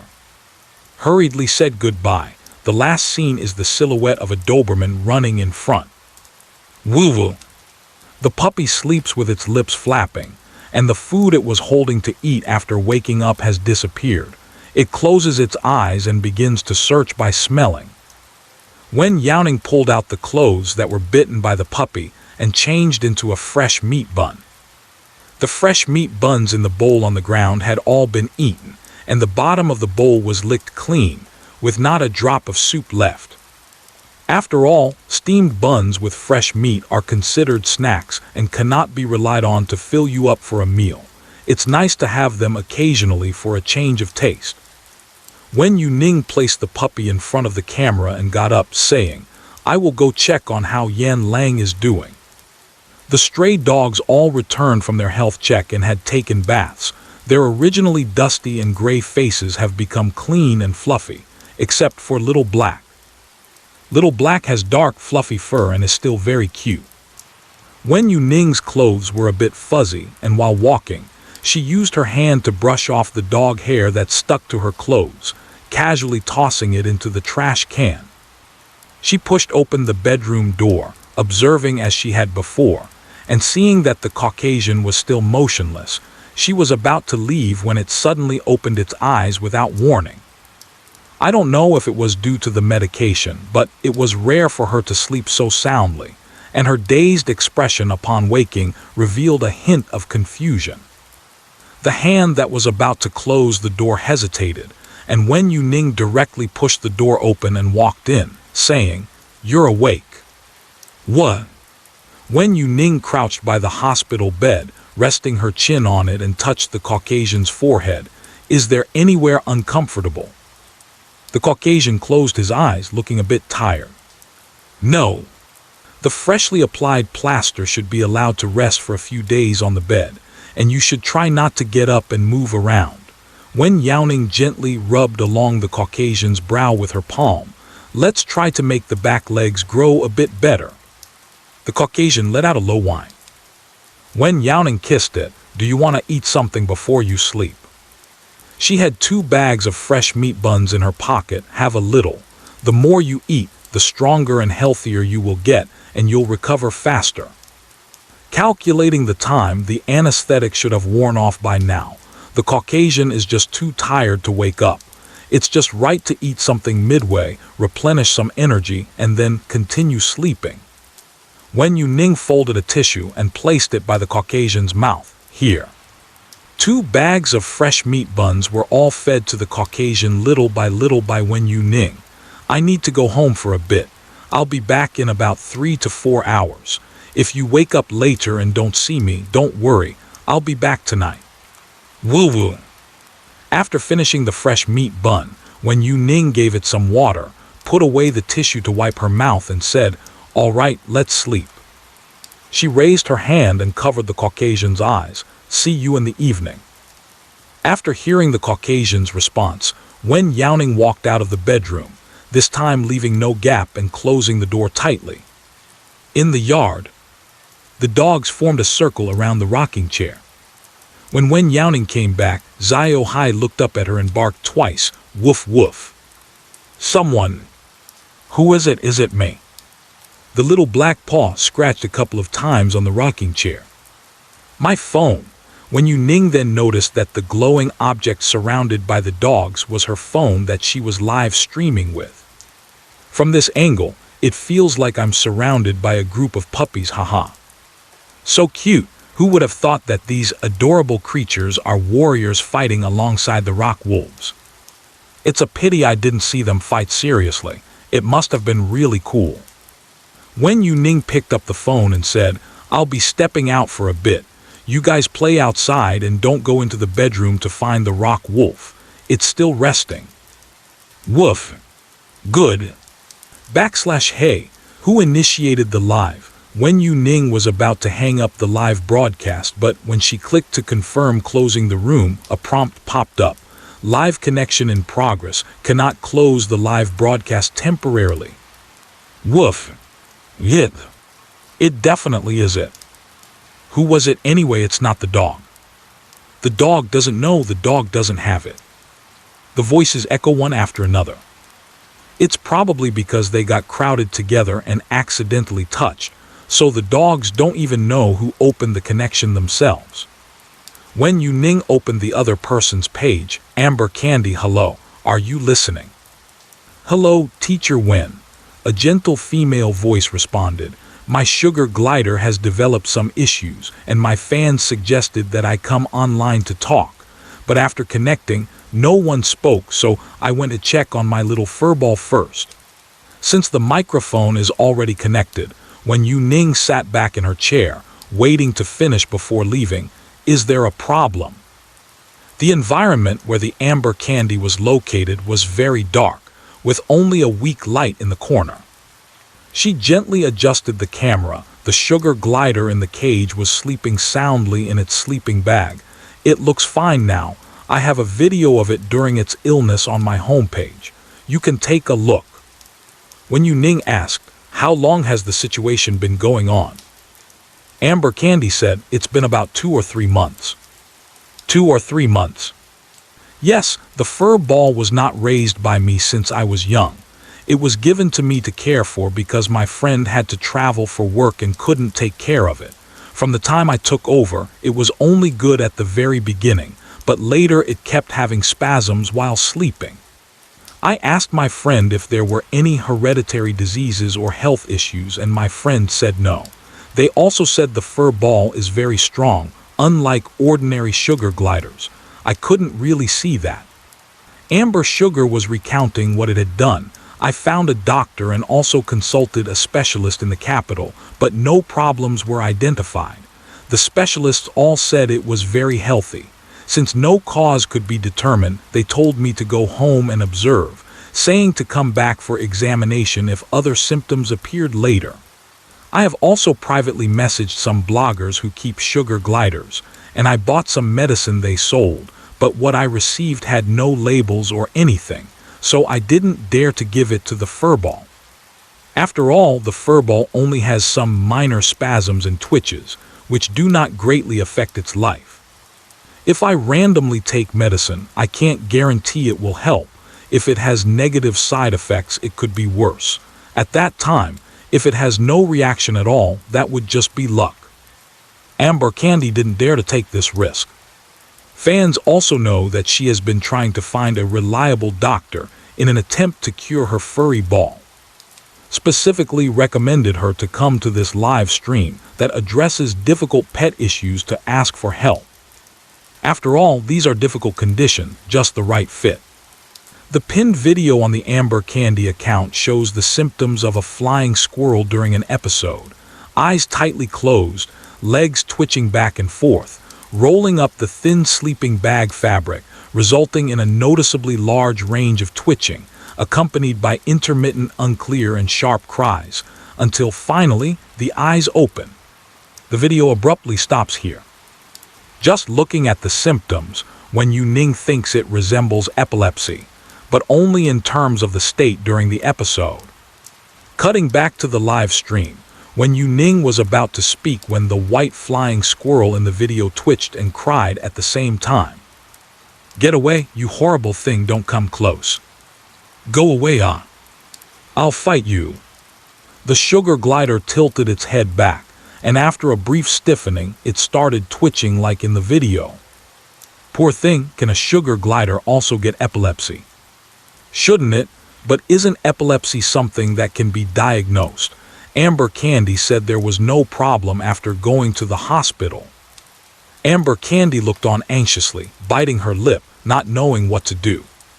Wen Youning furrowed her brow, wondering if the sugar glider was fighting in its dream. Who was it fighting? She pondered, do you often observe it like this? Amber Candy said, yes, I'm always worried that it might bite its tongue when it gets sick. As the episodes become more frequent, it becomes more and more listless. I'm afraid it will get into trouble, and sometimes I sit in front of the cage to eat. As they spoke, the sugar glider's spasms lessened, and it suddenly opened its eyes, its convulsive movement stopping as well. The deep black eyes paused for a moment when they saw Amber Candy beside them. The voice is screaming. Ah, it's coming again. Why can't it end? Damn. Wen Youning. I seem to know who the sugar glider is dreaming about. What's wrong, Teacher Wen? Is this observation not correct? But if the problem worsens, I can spot it in time. If I don't observe, I'm afraid. Wen Youning said, I know you are scared, but don't be afraid for now. Let it be the one to be afraid. Something's off. 100 points with 99 points off. The amber sugar breathes with a pause. What? Wen Youning watched the sugar glider waving its paws while hanging in the sleeping bag. It's not sick by itself. It's scared because you were watching too closely without building trust when it wasn't familiar. The sugar glider dreams of amber sugar because it's scared. Although I don't know exactly what I dreamed about, I can roughly guess it was a fierce battle. Having nightmares every day, over time it could lead to neurosis. People can't stand having nightmares often, let alone such a small one. At first, the sugar glider felt that it liked it when it was in hand, occasionally looking at it, which scared the sugar glider into having nightmares. In the dreams, it would twitch, which instead scared Amber Candy into thinking it had some illness, so it went into a direct loop. So did I scare it into getting sick? Amber Candy's heart sank. It didn't know what it was before it was diagnosed. Now that it's diagnosed, no wonder the doctor couldn't find out. Could it be an incurable disease? Wen Youning's tone was calm with a hint of helplessness. It was scared silly and is having a nightmare. Haha, such a rhyme. Are you taking the graduate entrance exam? That's great, it's a graduate student, we are saved. Sugar glider, when you wake up and open your eyes and see you staring at me with your eyes wide open, anyone would be scared and have nightmares. Treatment plan. Give the sugar glider a little private space. Amber Candy, The sugar glider is timid. It hasn't adapted yet after changing environments and owners. It's already very strong for not committing suicide. Wen Youning illustrated. Imagine you are sleeping on your bed in the bedroom, and when you open your eyes, a tall, strange giant is standing by your bed staring at you. The main point is that the sugar glider is inherently a very timid creature and can easily get angry. Throwing things out not being caught makes it angry. The owner not feeding on time makes it angry. Falling from the hammock while sleeping makes it angry. And the food not being tasty also makes it angry. If angry, commit suicide. The amber candy can only last this long. Opening my eyes, I see the amber candy being frightened. Having nightmares while sleeping is about the amber candy, and I can also duel with the amber candy in my dreams. After experiencing so many things, he is still just spiritually listless. He is simply the god of war among sugar gliders. The movements during the half-dream and half-awake state look like convulsions, but perhaps throwing punches and kicking fits better with the scenes in its dreams. Amber Candy. I'm sorry. Give it a little more of its own space. The sugar glider heard the sound and struggled to stick out its little claws from the sleeping bag. Who is speaking? It's simply heavenly. The sugar glider's eyes are so bright. In the dying moments of my illness, I sit up in shock, my soulmate, I want to pick you. The amber candy watched, wishing she could snatch the phone away, talking the night away with the sugar glider to vent her frustrations, and silently raised her hand to her forehead. So in the future, I don't need to observe it often. I just need to provide food and water on time, right? Yes. Wen Youning lifted the dog that was lying on her lap, stood up, and said to the sugar glider, "She's not a bad person, she just cares too much about you. There's no need to be afraid, and you don't have to worry that she will hurt you. You both take your time and get used to each other." Once the sugar gliders got used to the presence of the amber candy, the problem was naturally solved. Squeak, the sugar glider, flew up to hang on the cage, nodding towards the camera. Wen Youning hung up the call. "Let's not connect to the next one for now, we'll talk when I get home." Shan Gaoshui Yuan, "Wait, Teacher Wen, connect with me, I'll show you something great." Teacher Wen arrives home very quickly. If you're not in a hurry, you can line up first. The mountains are high and the waters are far. No, what I mean to say is, I just encountered a slight annoyance during our last connection, and now I'm at the park. Teacher Wen, connect with me. I beg you, don't ask questions, just listen, it won't affect my walking. I don't have live broadcast permissions, you connect with me and I'll show it to everyone. The fans in the live broadcast room were excited to hear this and began to tag Wen Youning, urging her to connect. I didn't expect that forgetting about the child would have further developments. There are indeed no secrets on the internet. After settling the dogs, Wen Youning saw that everyone was very enthusiastic and couldn't hide their desire to eat melons, so she started to connect live. Ouch, hurt. Bang, boom. Amid the chaotic sound effects, there were muffled thuds and a man's loud cries of pain. "You fool, are you brainless like a pig? I told you to take care of the kid and you went home by yourself, abandoning the child." The woman's angry scolding was accompanied by a series of crisp slaps. A child wearing a balloon hat is holding a bottle of milk and drinking. A Doberman is guarding the child, barking woof woof at the fighting couple. Wen Youning, did it start fighting? Shan Gaoshui Yuan, yes, I was setting up a stall next door, heard the noise over here and came to see, and I instantly recognized this person as the one I saw in the live stream earlier. He even said he was waiting at home for his wife to come back and save him, haha, caught red-handed by his wife. He circled around, intentionally squeezing to the innermost part.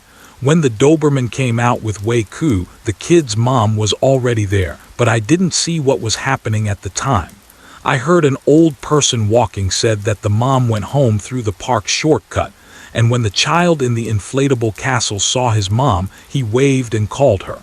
Then, Shan Gaoshui Yuan remembered that situation and wanted to laugh, let out a hee-hee. When Wei Ku and the Doberman arrived, without saying a word, the mom slapped him hard. The camera circled around and the crowd of onlookers gradually became larger, already forming several circles. Originally, everyone was stopping them, knowing that Miku had forgotten the child, and an 80-year-old grandpa, leaning on his cane, stepped up. If I hadn't been quick on my feet, Miku would have been hit. Miku curled up, holding his head to hide, while Dubin anxiously watched as the hostess missed hitting Miku several times, feeling extremely worried. It lowered its head, picked up the leash attached to itself, and handed the other end to its little owner, Woo Woof. Let's go. Let's go. The little master is following along, holding onto a black Doberman that is half a head taller than him, taking wobbly steps. Fortunately, the leash is long enough. After getting close to the male master, the Doberman lowered its head to nudge the little master, using the length of the leash to jump up to help. Woof. Die. La. Dubin turned and jumped in midair, pushing off with his back foot against the chest of the male master who was bending over and escaping. Poof, cough, cough. It was a bit bitter, my vision went dark and I almost threw up on the spot. The little master looked down at the rolling dog leash in his hand, dragging it out long with a creaking sound. his big eyes wide and confused. Ah. Wow, this spiral kick lands steadily without causing the little master to fall. Is this the value of a top-tier guard dog? Ha, it even helped intercept while watching someone run away. I could laugh until I throw up. Isn't anyone feeling sorry for the poor child who got hit? Of course not. If the child really goes missing, it will be too late for regrets. When dad is looking after the child, dad is the biggest danger when there's no danger. The elderly bystanders always carry some food with them when they go out. Seeing that the big dog was not around the child, it somewhat stuffed a little into the child's pocket. The Doberman standing there gives such a sense of security. As long as the child is all right, a few minor bumps are just a few bumps. Cayenne New turned her head to glance at the live broadcast and felt like she wanted to raise one too. By the way, Teacher Wen, my little orange cat needs to be vaccinated. Do you have any brand recommendations? I want to buy it in advance. No need to buy, I have the basic vaccines at home. I'll bring them back when I go. Wen Youning lowered the volume of the live stream, and the battle on the other side ended with the strong intervention of the Doberman, and everyone's voice mixed together, becoming a bit chaotic. Wen Youning, let's stop at the chain supermarket for a bit. I need to buy some cardboard boxes. There is only one suitcase at home, and there are many things to bring. It's better to prepare some boxes in advance to pack them, then open them at the staff dormitory and sort them by category for easier access. Okay, Cayenne New turned the steering wheel and said, let's go straight up from the underground parking lot. With things nearing the end, Shangao Shui Yuan said, Teacher Wen, you carry on. I'm off, I still have to go back and look after my stall. Goodbye, Teacher Wen. After a while of live streaming, Shangao Shui Yuan received a lot of gifts and happily exited the live stream. Cayenne New found a parking spot along the sign above his head and parked the car. This spot is good, right by the elevator. Zug, zug, zug. In the quiet underground parking lot, every sound seemed to echo. The man in the security uniform was holding a bag of cat food, squatting in the corner beside the elevator shaft, calling out to the puppy, come here to eat. Cayenne New saw two chubby puppies crawling out from the wall crevice at the old man's call. Are these the dogs you raised, sir? The security guard smiled and waved his hand, saying, no, I don't know where they came from and no one is taking care of them. They looked quite pitiful, so I fed them. As he finished speaking, the elevator arrived just in time. The security guard rubbed his hands and stepped into the elevator. There weren't many people in the elevator. Wen Youning pressed the closed door button and a faint voice entered her ears. Wang, do you want to go find Grandpa? But Wang said Grandpa doesn't care about Wang. Sigh. The puppy sounded very troubled, its voice low and melancholy, sighing and lamenting. Wen Youning instinctively wanted to go out and ask what was happening, but the elevator door had already closed and was going up. She looked down, her gaze passing through the transparent sightseeing glass, seeing the two little puppies squeezing into the adjacent elevator. Teacher Wen, Cayenne New saw Wen Youning staring without blinking, as if she were in a daze. Is something wrong? Wen Youning shook her head. The puppy's over there. Ding! The elevator arrived at the first basement level, where the supermarket and a street full of snacks are located. The security guard was the first to squeeze out of the elevator, returning to his post, standing at the entrance of the supermarket. The adjacent elevator almost arrived right after the one that Wen Youning and her friends took. Two small puppies were pushing and squeezing towards the security guard. Woof. Woof wants to say, Woof wants to say. Well, let Wang come. Hey, how did you two get in here? The security guard instinctively looked up at the monitor. Pets are not allowed in the supermarket, let alone stray dogs, which are even more dangerous. Feeding a few mouthfuls of dog food in the blind spot of the underground parking lot surveillance camera is no big deal. If he were caught on camera in the supermarket, his job would probably be over. Woof! The yellow puppy jumped up to reach the security guard's knee. The wolf saw a strange human entering with a knife. The brindle puppy next to it chimed in, "Woof woof. That human looks very fierce. They are wearing a mask covering their face."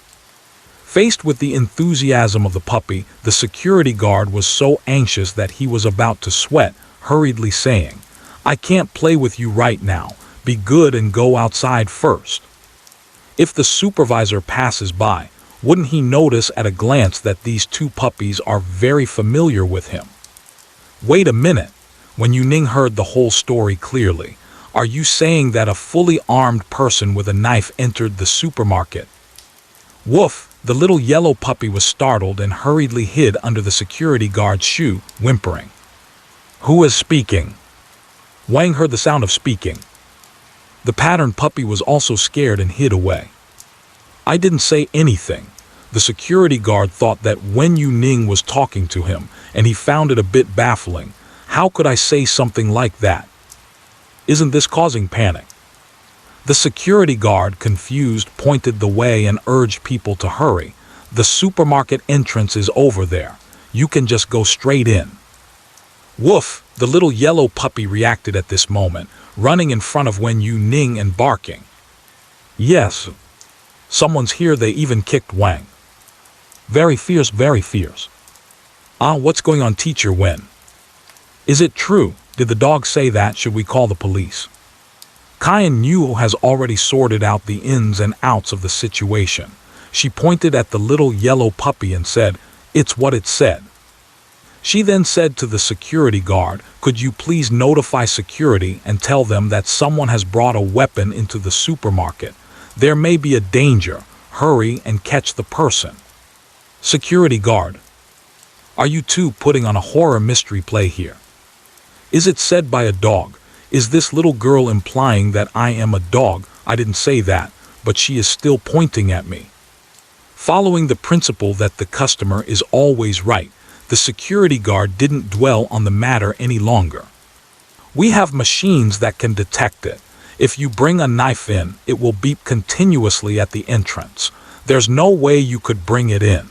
The security guard looked at Wen Youning and Cayenne Yu as if he was looking at two unreasonable children.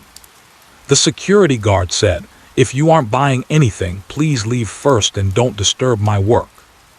The security's vigilance is quite low. Well, the live broadcast room is filled with fans who are familiar with Teacher Wen, who have personally witnessed her strength. However, the security guard, given his age, probably does not watch this kind of live streams, so it's normal for him not to know, not to recognize, and not to believe, which makes him think that Teacher Wen is talking nonsense. So what should we do now?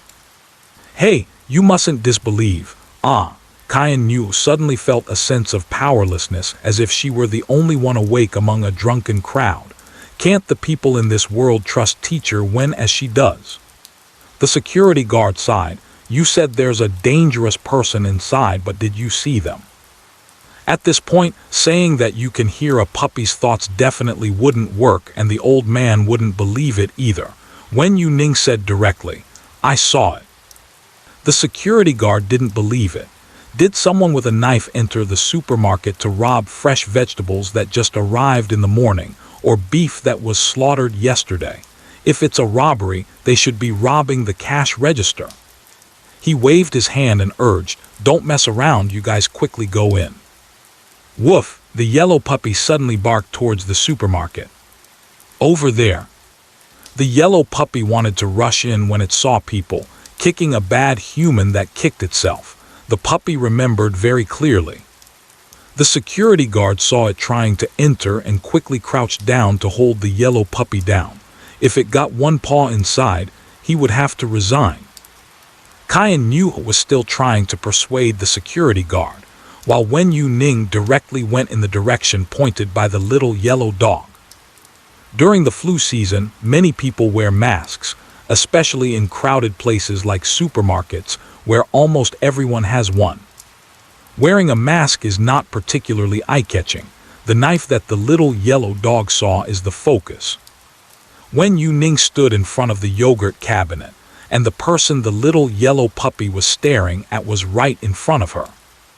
Judging by the clothing alone, it's a very ordinary short-sleeve shirt and shorts. The hands are tucked into the pockets, the gaze drifting left and right, yet it never lands on anything on the shelves. Wen Youning held the yogurt and subtly approached the other person. At this moment, the man adjusted his mask and walked forward. Without saying a word, Wen Youning followed. At this moment, the man pulled out a folding fruit knife hidden in his pocket, raised it high toward the most crowded and dense part of the crowd, and brought it down heavily. "Be careful!" The yogurt in Wen Youning's hand was thrown straight at the man's hand. Thud! The yogurt hit the wrist and fell to the ground. The knife that the man extended still frightened the customers on site, causing them to scream in terror and rush out in a panic. In an instant, a circle formed around the man, completely exposing him to the crowd. The security guard outside has realized something is wrong at this moment, holding up the walkie-talkie. "Support, support. Something happened at the entrance C of the supermarket, come quickly." While speaking, he pulled out the police baton from his waist, but the tourists surged out like a swarm, making it impossible for him to push his way in against the flow. "Don't move, don't run around. Be careful of trampling accidents." The security guard didn't dare to push hard and had to protect the people around him, retreating instead of advancing, and almost got pulled out of the supermarket. "Oh my God, put me down, don't drag me into a fight." Why bring a knife into a supermarket and hack around? Is it because life is tough that you're causing trouble? I can't believe that if Teacher Wen's bottle of yogurt hadn't hit the target, the knife would have slashed a few people.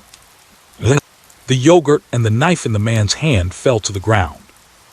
A full bottle of yogurt crashing down is no less harmful than a stone. The man's hands were shaking, but it seemed he felt no pain. He couldn't catch anyone, directly picked up the fruit knife from the ground, and snarled as he charged at the closest warm grapefruit. "Damn it!"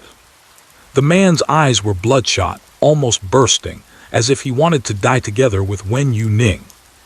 "Teacher Wen!" Wen Youning forced his way out of the crowd of customers, grabbed a random kitchen knife from the shelf, tore open the packaging, and rushed towards Wen Youning. Wen Youning stepped back to create distance, turned around, and delivered a spinning kick directly to the man's hand holding the knife. Crash! The fruit knife fell to the ground again, trembling unsteadily. Wen Youning didn't give the man a chance to react and threw a punch back. At that moment, the man didn't even have time to cry out in pain before he fell straight down. Face down with a thud, blood flowed out from below. "It's very likely that I hit my nose." "Eek!" Wen Youning rushed over, wanting to sneakily stab the man from behind, but before she could join the battle, the man had already collapsed and lost consciousness. She held the kitchen knife in both hands, her chest heaving violently, momentarily frozen without knowing what to do next. "Hiss, so nervous I forgot that Teacher Wen is trained." "Take it down." Wen Youning lifted her chin. "Can a kitchen knife that's already unwrapped only be purchased?" "Yeah, it wasn't a wasted trip." Wen Youning waved the kitchen knife in his hand and chose something as soon as he entered, which was quite time-saving. Wen Youning patted his chest in fear and said, "You didn't even tell me about the action. You scared me to death." "It's not that I'm afraid of being late." Wen Youning came over directly after noticing the problem, feeling that they might have arrived a bit late. The security guard and police rushed in almost at the same time. This supermarket is not far from the police station. The distance is not even enough to cover the starting fare for a taxi. It's still a familiar face. The female police officer who encountered Wen Youning when she went to the police station to pick up the small animal last time. The female police officer clearly has a bit of an impression of Wen Youning. "It's you. Are you hurt?" "No." Wen Youning pointed to the phone camera in her pocket in front of her. "He intended to attack me first, and I was just acting in self-defense."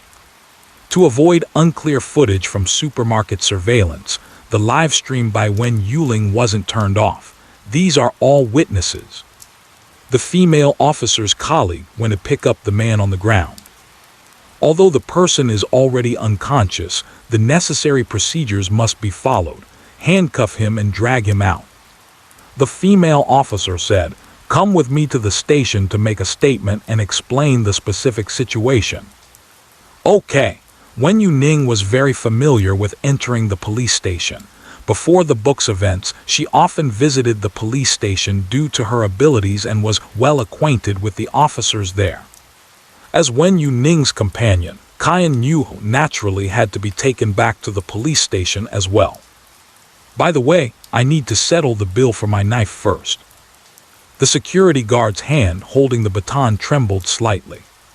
"Something really happened. I can't believe this person actually got in." The machine had no reaction at all. The height of that knife swing just now was aimed at the face and neck. If it really resulted in a death, their entire security team would have to be held accountable. Even with 6 people guarding, they still couldn't find that fruit knife. The knives in the supermarket are not sharpened, and the supermarket is still very strict about bringing knives outside. The security guard looks at the machine at the entrance and then at the 2 little dogs wagging their tails on the ground. The sky is falling. After entering the supermarket, I hadn't bought the box yet, so I headed to the police station first. The specific situation is very clear, and there is a live video as evidence. Even the supermarket surveillance is not needed. Naturally, the record cannot be live streamed. Wen Youning has blocked it in advance. She has gone silent, but the comments in the live stream are still fervently discussing what just happened. So was Teacher Wen's skill really that amazing? I didn't even see clearly, and that person just fell down. We are really amazing. Together we subdued the suspect armed with a weapon. It's just the 3 of us I can cheer to. Didn't you say you heard the little yellow dog's thoughts? Since you know who it is, why not take action earlier? Get lost? First, let's not talk about whether Teacher Wen can make it in time. Even if we press the person down beforehand, in the end they will probably just be educated for bringing a knife into the supermarket. If they get hurt, they can even countersue Teacher Wen for intentional injury. Do you understand? In such situations where you don't catch them red-handed, there are 1,000 reasons for carrying a knife waiting for you. Finish the record and come out. Qian Yu went to get the kitchen knife temporarily held by the police. As soon as he saw Wen Laoshi in the hall, Shi Jincheng came over and said, "Teacher Wen, the reward from the bureau has arrived. I wanted to bring it to you yesterday, but I saw on the live stream that you didn't go home, so I didn't collect it. Since you're here, I just picked it up. Here you go." The bag is heavy and quite substantial. But it is. The reward given by the officials certainly cannot be something like laundry detergent or an electric kettle. The most likely option is only Swish. Shi Jincheng shook his hand and unfolded the banner. Protecting pets and aiding the wounded is true heroism. Reading minds and saving people shows great renown. Wen Youning. Don't recite it anymore, master, don't recite it. So embarrassed that I want to find a place to hide. Am I really going to die socially today? The banner has 2 columns of text, and the letters are packed closely together.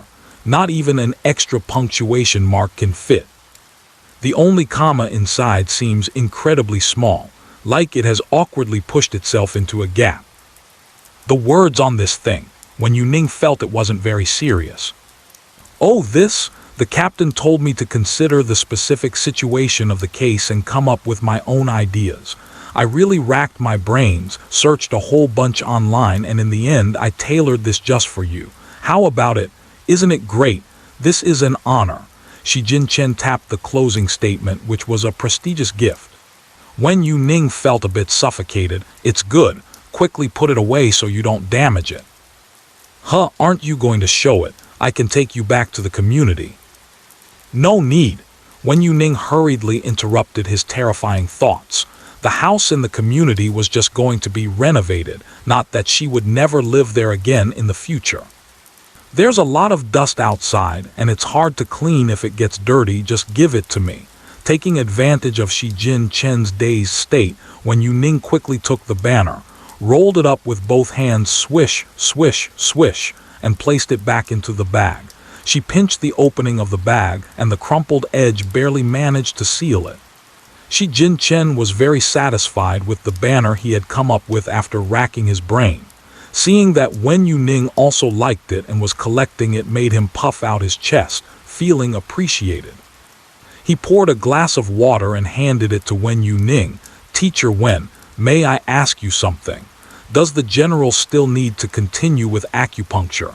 If so, how many more sessions are likely needed?" Wen Youning said, "Now that we don't need acupuncture, the general can already stand up and walk. He just needs to do rehabilitation on time." Shi Jincheng sighed, "Now I can rest assured. My captain urged me to go back. I originally thought we would be in for a long fight here. I didn't expect things to be resolved so quickly." He seems to have been involved the whole time, yet feels like he didn't participate much. The rented house is just for entangling with criminals, but they are also not capable. With no strength, they were directly caught by Wen Youning. In less than a month, the matter was perfectly resolved. It forced him to return early. So soon, this speed surprised Wen Youning a bit. "Then when I go back, I will do acupuncture on it again to consolidate the treatment." "Teacher Wen, let's go." As he spoke, Caiyan Newell came out and said, "First, we need to go to the supermarket. My car is still in the underground parking lot of the supermarket." "Okay." The supermarket is temporarily closed. Not a single person is seen around, and a police cordon has been set up. "Huh, are we not opening the door?" Caiyan Newell leaned forward to look inside the caution tape. "Yes," the leader said to wait for news. The voice of the security guard suddenly appeared, startling Caiyan Newell. Wen Youning grabbed her hand, pulling back the person who almost fell down. "Sir, you haven't gotten off work yet, have you?" I'm off. We all have a 7-day holiday. They have all left, and I'm specifically waiting here for you, aren't I?" The security guard had seen them arrive by car and figured that since the police didn't tow the car away, they would surely come back, so he didn't leave. "Thank you all for today."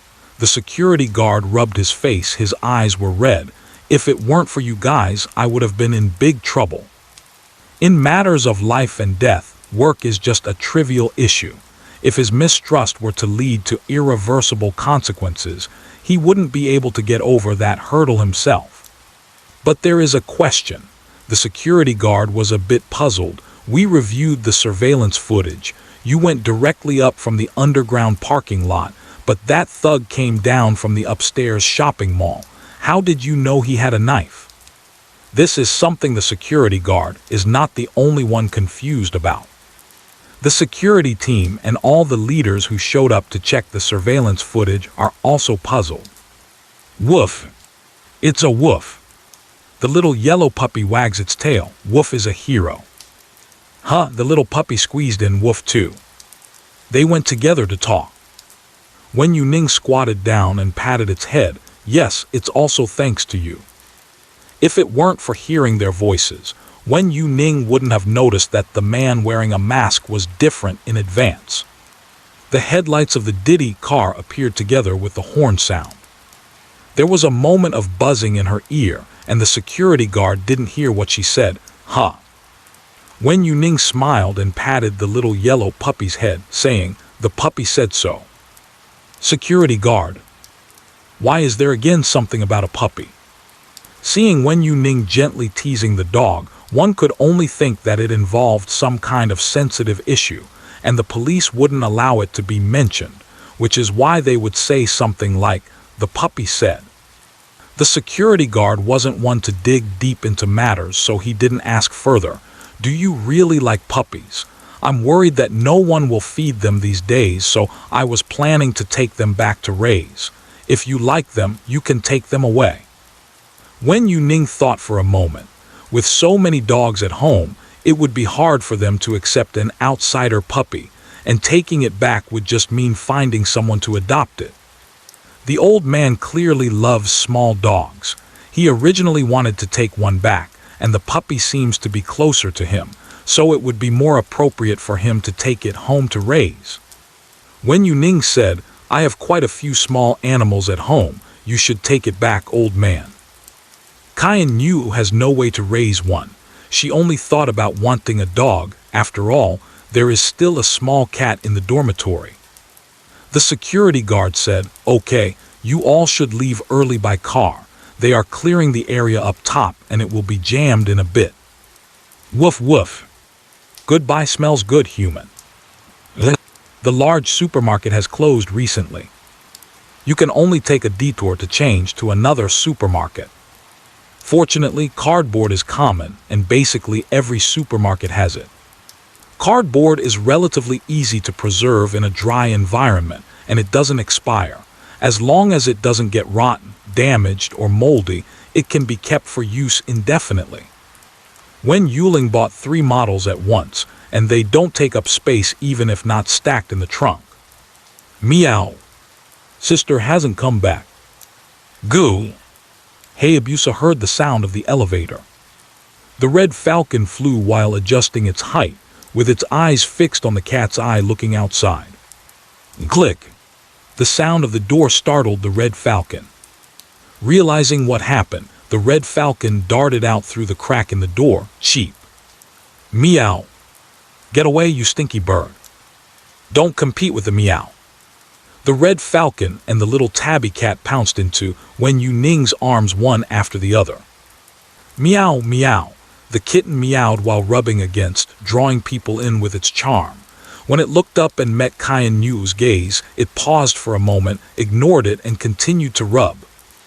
Wen Youning was holding a cardboard box in her hands, unable to free a hand to hold both of them, so she could only go inside first. Cayenne Yu said, "Teacher Wen, what do we need to pack? Are the clothes in the wardrobe being taken? I can help you fold them." Wen Youning put down the cardboard box. "No need to fold, just take them out and put them inside. When I go back to the staff dormitory, I'll hang them directly in the wardrobe." Meow. Are you going out, meow? Yes, the house needs to be renovated. We will stay in the dormitory first. Wen Youning sat on the floor, folding the cardboard box according to the marks on it. The red falcon tilted its head slightly, not very concerned. No matter where you change to, the falcon can fly over. It can't be lost. Cayenne Yu often sees these 2 fluffy ones in the live broadcast room, especially the red falcon, watching it go from initially refusing to come close and wanting to run away, to now sticking close to Wen Youning, as if seeing the progress bar above the red falcon's head gradually reaching 100%. Just think about it, it's fun. Ding! You have been in the live room for exactly 3 hours. Activity points have been sent to your backpack, please check. The phone popped up a reminder. Cayenne Yu clicked confirm and continued to hang out in the live room. She had put her phone down to prepare to pack up, and suddenly she raised her hand with a whoosh, looking at the black screen of the live room and asked, "Teacher Wen, are we not going live today?" Huh, Wen Youning looked up in confusion. What? Cayenne Yu blinked and raised the phone hanging in Wen Youning's live broadcast room. Hey, Wen Youning hurriedly took out her phone, turned the sound and video back on. I forgot, I'm sorry. I just knew. If I don't put in the effort to live stream, I want you to know the consequences. Unfollow for 3 seconds. I'm too busy. Wen Youning looked at the barrage of complaints on the screen and was both amused and helpless. How about this? A black screen doesn't count as live streaming time. We'll make it up tonight. You are simply a brave and wise beauty, let's do it your way. Haha started cursing and then took a turn. Wen Youning actually doesn't have much to pack. Most of it was added after her live broadcasts. The large items were put in the trunk in advance, and the last to be packed were the clothes. The bowls of the little tabby and the red hawk still have uneaten food. Wen Youning put them down and said, "Finish what's in the bowl so I can wash the plate and bowl." Meow. Good. Teacher Wen, this lamp of yours is really broken beyond repair. Kyan Yu squatted down, looking at the blacked-out wire ends. Were you scammed? You paid full price and buried the old wiring at home. The outer rubber has melted. The melted gel has solidified and deformed, looking quite strange. Wen Youning said, "I've contacted the renovation company, waiting for them to come for inspection." Kyan Yu nodded. "We can't be careless with the wiring, especially with aging circuits. A little negligence could cause a fire." The renovation company is really unscrupulous, making money from such underhanded practices. If the answer given by the renovation company is unsatisfactory, then the police must be called. Almost everything in the room, apart from the furniture, has been moved out. The fridge is filled with meat and vegetables, homemade animal food, and a mess of things piled up in the entire trunk. The little tabby cat and the red hawk, who have not taken a car ride for the first time, are very calm. But when the car stopped in front of the dormitory yard and the little tabby smelled various chaotic animal scents in the air, it got its fur all ruffled up. Meow. That's too much meow. Ha ha ha, little tabby, what do you go out to do every day? I'm so angry. The red kite randomly pecked at its feathers, lazily glancing at the silly cat which had never seen the world. But when the gate of the yard opened, the dogs that were scattered around sleeping heard the noise and gathered around. The red kite squinted its eyes, and the feathers on its head stood up with a whoosh. So many. Go. That's too much. Wen Youning was holding two fluffy pets and called out a bit louder, afraid to wake the Caucasian in the bedroom. They are all rescued by me, and you have seen them before, right? Last time in the alley. Hearing Wen Youning's reminder, the little tabby also recalled the time she was scared by a big dog. After all, it was a stray dog back then, and its smell couldn't have been pleasant. The sensitive little cat remembered it vividly, but now the dogs that have had a bath basically all smell like the shampoo. The little tabby couldn't tell the difference for a moment. The red kite shook its feathers. Why say that? The kite doesn't care at all. Wen Youning raised an eyebrow and tapped its back of the head with her fingertips. You care a lot about it. The red kite flapped its wings and pushed her away. Don't poke me. Wen Youning smiled and poked it twice again. Goo. Wen Youning placed the two of them in the living room. You both get familiar with the environment first. I will go and unpack the things. Kyan Yu finished moving everything with Wen Youning after 2 trips. Take a break and drink some water. Wen Youning set up the little tabby cat's litter box, water bowl and dish next to the wall near the kitchen. The box to be placed in the bedroom is set aside separately, planning to wait for the Caucasian to wake up before starting to move things into the bedroom. The return time was much earlier than expected. The outside is still quite bright. Kyan Yu saw that everything was almost tidied up, so she stretched lazily and casually took 2 bags of fresh meat to go outside and play with the dog. The red falcon and the little tabby cat at Teacher Wen's house are too aloof and won't let anyone touch them. The little tabby and the red falcon began to patrol their territory as soon as they landed. Familiar decorations can help the little tabby quickly acclimate to the environment. Does this count as opening a zoo at home? Teacher Wen's household of fluffy creatures is gradually filling up. Imagine all the fluffiness piling up and I rolling around on top of it. Hissed Teacher Wen, you need to leave my house right now. Teacher Wen, the money dove rushed in hurriedly after going out to play with the dog. Wen Youning turned her head slightly. Follow me. There was no time to explain. Kyan Yu pulled Wen Youning and left. Wen Youning was confused and followed Kyan Yu all the way to the base of the wall adjacent to the red panda exhibit. Teacher Wen, look. Kyan Yu pointed at the bag on the ground. Apples and broken eggs were scattered outside the bag. while the unopened bag was full of bamboo cut into suitable sizes. Wen Youning. These are all fresh. Qian Yu pinched the bamboo which oozed water. Where did this come from? Wen Youning picked up the smashed eggs and looked up at the wall, saying, "It should have been thrown by Tuan Tuan." Was it the little panda that got lost after climbing over the wall that day? Ah, baby, you are home and still thinking of bringing food to Teacher Wen. That egg is already dried up, so it shouldn't have been thrown away recently. The red panda might have started feeding as soon as it got home. Haha, those bamboos are in whole bags. It must have dragged the entire bag away while the keepers weren't looking. These can still be eaten. Wen Youning held 2 bags. Let's send them back to the red panda. Last time I came here because I heard a noise. This place is not very close to the dormitory yard. It's quite an edge location, so Wen Youning usually wouldn't come this way. I didn't notice this until now. In just a short time, the red panda has thrown so many things here. Wen Youning couldn't carry more, so Qian Yu picked up the remaining bag. I'll go with you. Qian Yu guided us through the staff passage, allowing us to avoid the tourists. The popularity of the red panda is simply too high. Even when they fight, they make cute whimpering sounds, and many tourists come especially for them. Inside the glass wall, the red pandas are rolling around on the ground, smearing mud all over each other. Ha ha ha, dew, look at your silly appearance, so foolish. Don't put your muddy paws in your mouth. How can you fall face down into a mud pit?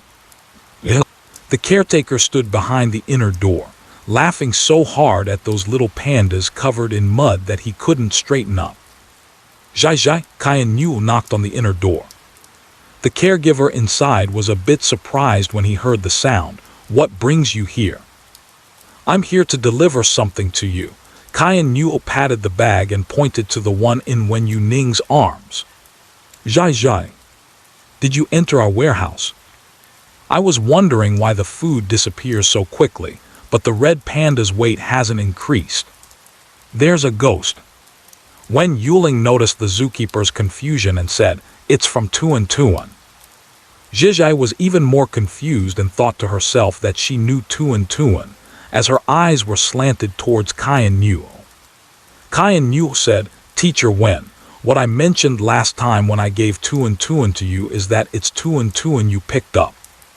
Oh, hello Teacher Wen. Saying this, Zhizhai realized, I've long admired your great name. Wen Youning gently nodded and curiously looked at the little panda inside. Won't they get sick playing in the mud? It's kept at a constant temperature, and after playing for a while, we just take them out to wash. Zhizhai laughed and explained, I don't know which little panda chewed through the water pipe. By the time we found out, the ground was already like a muddy pit, with the little panda standing on top fighting and refusing to leave. We simply let them play, and after they're done, we will wash them all together. Zhizhai couldn't stop smiling, saying, Look at your foolish faces, so silly. Woo! Who is being silly? The little panda fighting in the muddy water twitched its ears, jumped up, and looked in the direction of the laughter. Ow! Watch the fists. The mud has covered up the patterns on the body. It's unclear which one started it first, but once one charged out, the rest of the little pandas responded in kind. Seeing a group of muddy monkeys rushing over, Zhizhai quickly lowered her head to check her outfit, realizing she was in her casual white shirt instead of work clothes. Don't come over. Ha, why aren't you smiling? Is it your nature not to like smiling? A smile won't disappear, it will only shift to my face. A group of red pandas rushed over, and Zhai didn't even have time to close the door. My clothes. Here. Don't get your eyes dirty. Ow. Victory. Qian Yu adjusted her clothes and felt that this place was not suitable for staying long. She also discovered the little panda, covered in mud, standing next to the two people.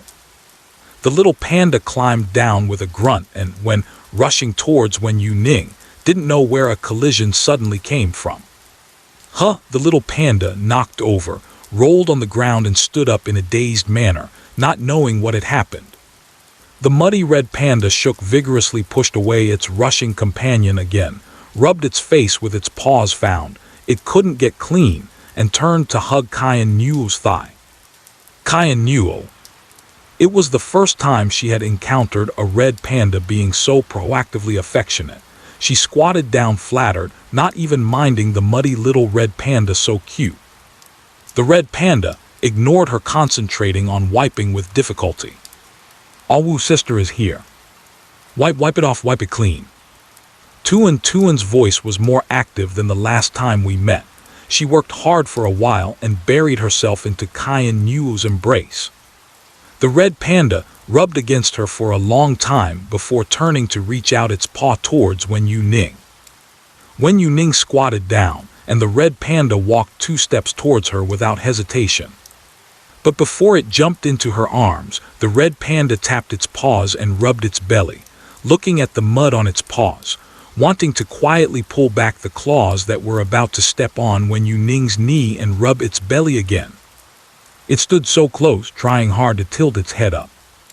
The moment Wen Youning lowered her head, the red panda's nose, which had been cleaned of mud, pressed against the tip of Wen Youning's nose. The little panda Tuan's big round eyes are bright and spirited. Ah. Nice to see you again. Ah. The first-person view of being kissed by the little panda. Lift the camera up. Woo, the baby is so cute. The little panda is so well-behaved. You even know to clean the mud off first before hugging teacher Wen. What a good baby. Cayenne Newell, am I also a part of your play? Cayenne Newell's hands were still in the position, as if hugging a baby panda just now. Okay, Evo. You just leave without a second thought. Last time you got lost, I helped bring you back. However, being hugged by a red panda for the first time, although there may be some ambiguity in the reason, it really was the red panda that came over to hug me, right? Cayenne Newell claps her hands. Getting a hug is a gain. Everything else doesn't matter. Not bad. She just caught a little panda that somehow appeared and played with it for a bit. Little panda. Hug. Wen Youning narrowed her eyes and wanted to smooth the fur of the little panda, but couldn't find a place to start. She rubbed her finger against the little panda's face to wipe off the mud on it. The little panda tilted its head back and squinted. Ow. The little panda hanging on the caretaker Kyo Zhizhe was slowly climbing down, unknowingly making its way around Wen Youning. Ow! Tuan waved one paw on the left, bared its teeth on the right, and seeing more and more little pandas coming, it directly turned around and raised its front paw high. Get away. Everyone get away. It's Tuan knew first. Don't compete with Tuan. The little panda doesn't have strong combat power, but has a very strong possessiveness. The two sides are at a standoff, and many curious little pandas squeezed over here. Wen Youning wiped off the mud that had stuck to Tuan's back and said to Kyo Zhizhe, "Let's go take a shower first." Standing at the door, you can feel the warm wind blowing out from the glass wall. Soon, the mud and water on the little panda will dry completely, and the hardened mud stuck in its fur will be difficult to wash off. Kyo Zhizhe wiped the mud off her face and said, "Yes, let's go take a shower first. I'll notify the repairman to come over." Cayenne Newell's clothes were already dirty, so she picked up 2 little pandas nearby. She often comes here and is familiar with the little pandas, which didn't reject her reaching out. Kyo Zhizhe called out to the little pandas who were facing her and raised their paws to compare sizes, saying, let's go, I'll take you to play in the water." Little pandas do not like water. They prefer to live in trees. They can swim, and sometimes when encountering natural enemies in the wild, they may rely on swimming to evade their pursuers. However, the red pandas in the park can only move within a limited area behind the glass walls. They are still very interested in the water that they rarely encounter and can only touch during their occasional baths. Otherwise, they wouldn't be playing in the muddy water for half the day. Upon hearing the keyword playing in the water, the red pandas hesitated briefly before resolutely deciding to abandon their standoff with the group and closely follow the zookeeper, Owl. Playing in the water, playing in the water. Wen Youning pretended to reach out to hug Tuan. Shall we go over there too? The panda turned around, avoiding Wen Youning's outstretched hand. Woo-woo. Here. It nimbly jumped onto the right armrest, standing on it with its paw outstretched towards Wen Youning. Wen Youning stood up, and the panda's paw immediately hooked her hand. Owl. Like this. Wen Youning folded her fingers, enclosing the panda's paw in her palm. Okay. The little panda stands on the railing, swaying back and forth, occasionally bending down to support itself with its front paws. Tuan has such a good personality, how thoughtful. So cute, I want to hold its paws. Squeeze its paw pads, let out a sharp scream. Hurry up, teacher Wen, move quickly. The panda enclosure behind the glass wall is empty, with only renovations remaining. The staff has put up a sign indicating that repairs are in progress outside. The water pipes need to be repaired, and the pits created by mud on the ground have to be patched up and covered with turf. Wen Youning was led by the hand into the backyard by the panda. The backyard is completely enclosed, and the indoors are all temperature controlled. In the center there is a circular sinkhole. Generally, the red pandas bathe themselves. They roll around in the water by themselves, holding their breath and splashing around, and during this playful process, they can clean themselves. Usually, the red pandas will lick their fur and won't let themselves get too dirty. However, at this moment, every single one is muddy, and without the zookeeper's help, it's clear they won't be cleaned properly. Unless they are soaked in water until the mud points get softened and come off. One by one, don't rush. Kaio Zhizhai carefully placed the red panda into the water, standing by the pool and starting to rub the last one she placed in. Woo! All the little friends are playing inside by themselves. Only I am being caught, and the panda is struggling non-stop. The panda that went into the water dives down into the properly warm water. Blub blub, blowing bubbles. The muddy water also disperses in the clear water. Wen Youning turned to the other side and placed Tuan into a relatively remote corner. The red panda is standing inside, with the water nearly up to its belly. Tuan didn't swim away but sat down where it was, looking up eagerly at Wen Youning. The red panda had cleaned itself before, so it didn't have much mud, and just a rub after getting wet made it clean again. Raise your paw. Ow! Tuan followed suit, raising one paw, then paused and lifted the other one as well. All right. Wen Youning chuckled softly, holding Tuan's face in her hands. Good boy. The clouds are light and the breeze gentle here. The atmosphere is warm. Kaio Zhizhai and Kaian Yu are about to fight with the little panda over there. Ryu, don't splash water on your sister's face. Hey TT, don't run away, come back. Kaian Yu wrung out the water from the clothes. Okay, after washing a little panda, her clothes would be clean. For a moment, it was hard to tell whether she was washing the little panda or her own clothes. While life is peaceful, chaos and turmoil also exist. The little panda is actually so lively. I always thought that little pandas were very shy. Looking at personality, that's hard to say. After all, Tuan seems very shy. The zookeeper made me laugh so hard. You can tell he often interacts with the red pandas. Just one hand on one and the reaction is so quick. After Wen Youning finished washing Tuan, she put him on the table and said, "Shake yourself off. Let's sunbathe." The backyard temperature is just right, completely enclosed with no wind, and only sunlight shines down from above. No need to blow, just shake it off after washing, take a nap in the sun, and when you wake up, it's all dry and comfortable. Ow! No. Let go. Don't, my belly is showing. Help! The keeper caught a young panda in muddy water, and before they even started washing, it began struggling nonstop.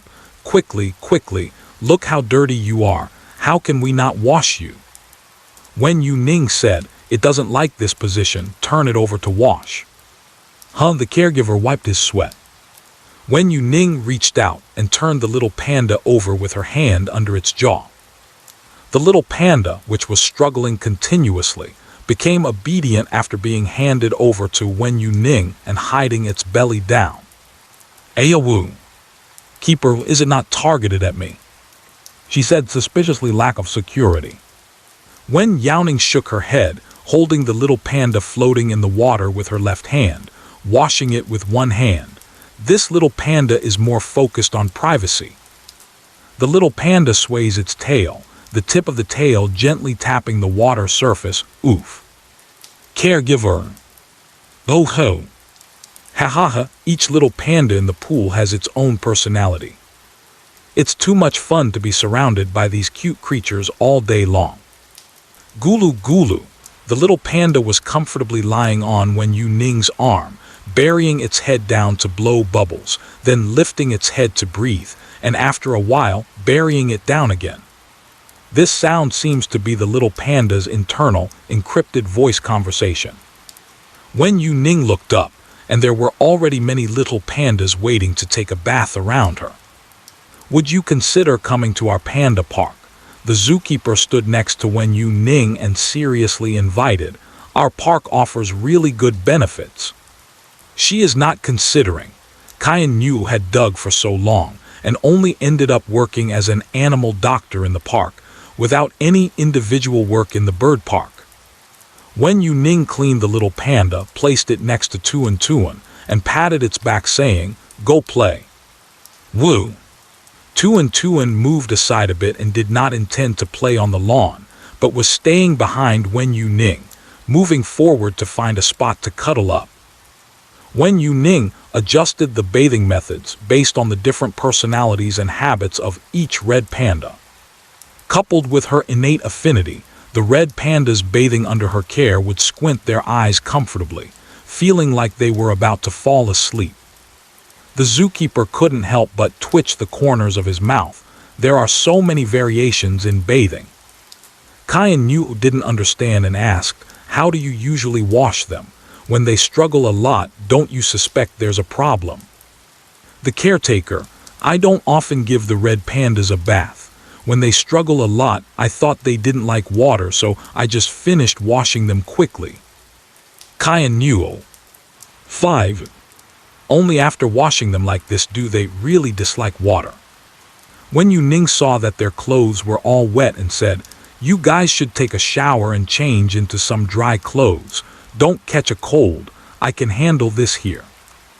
Kaio Zhaizhai felt a little embarrassed. This might not be good. After all, it was her job to delegate her work to others. What kind of thing was that?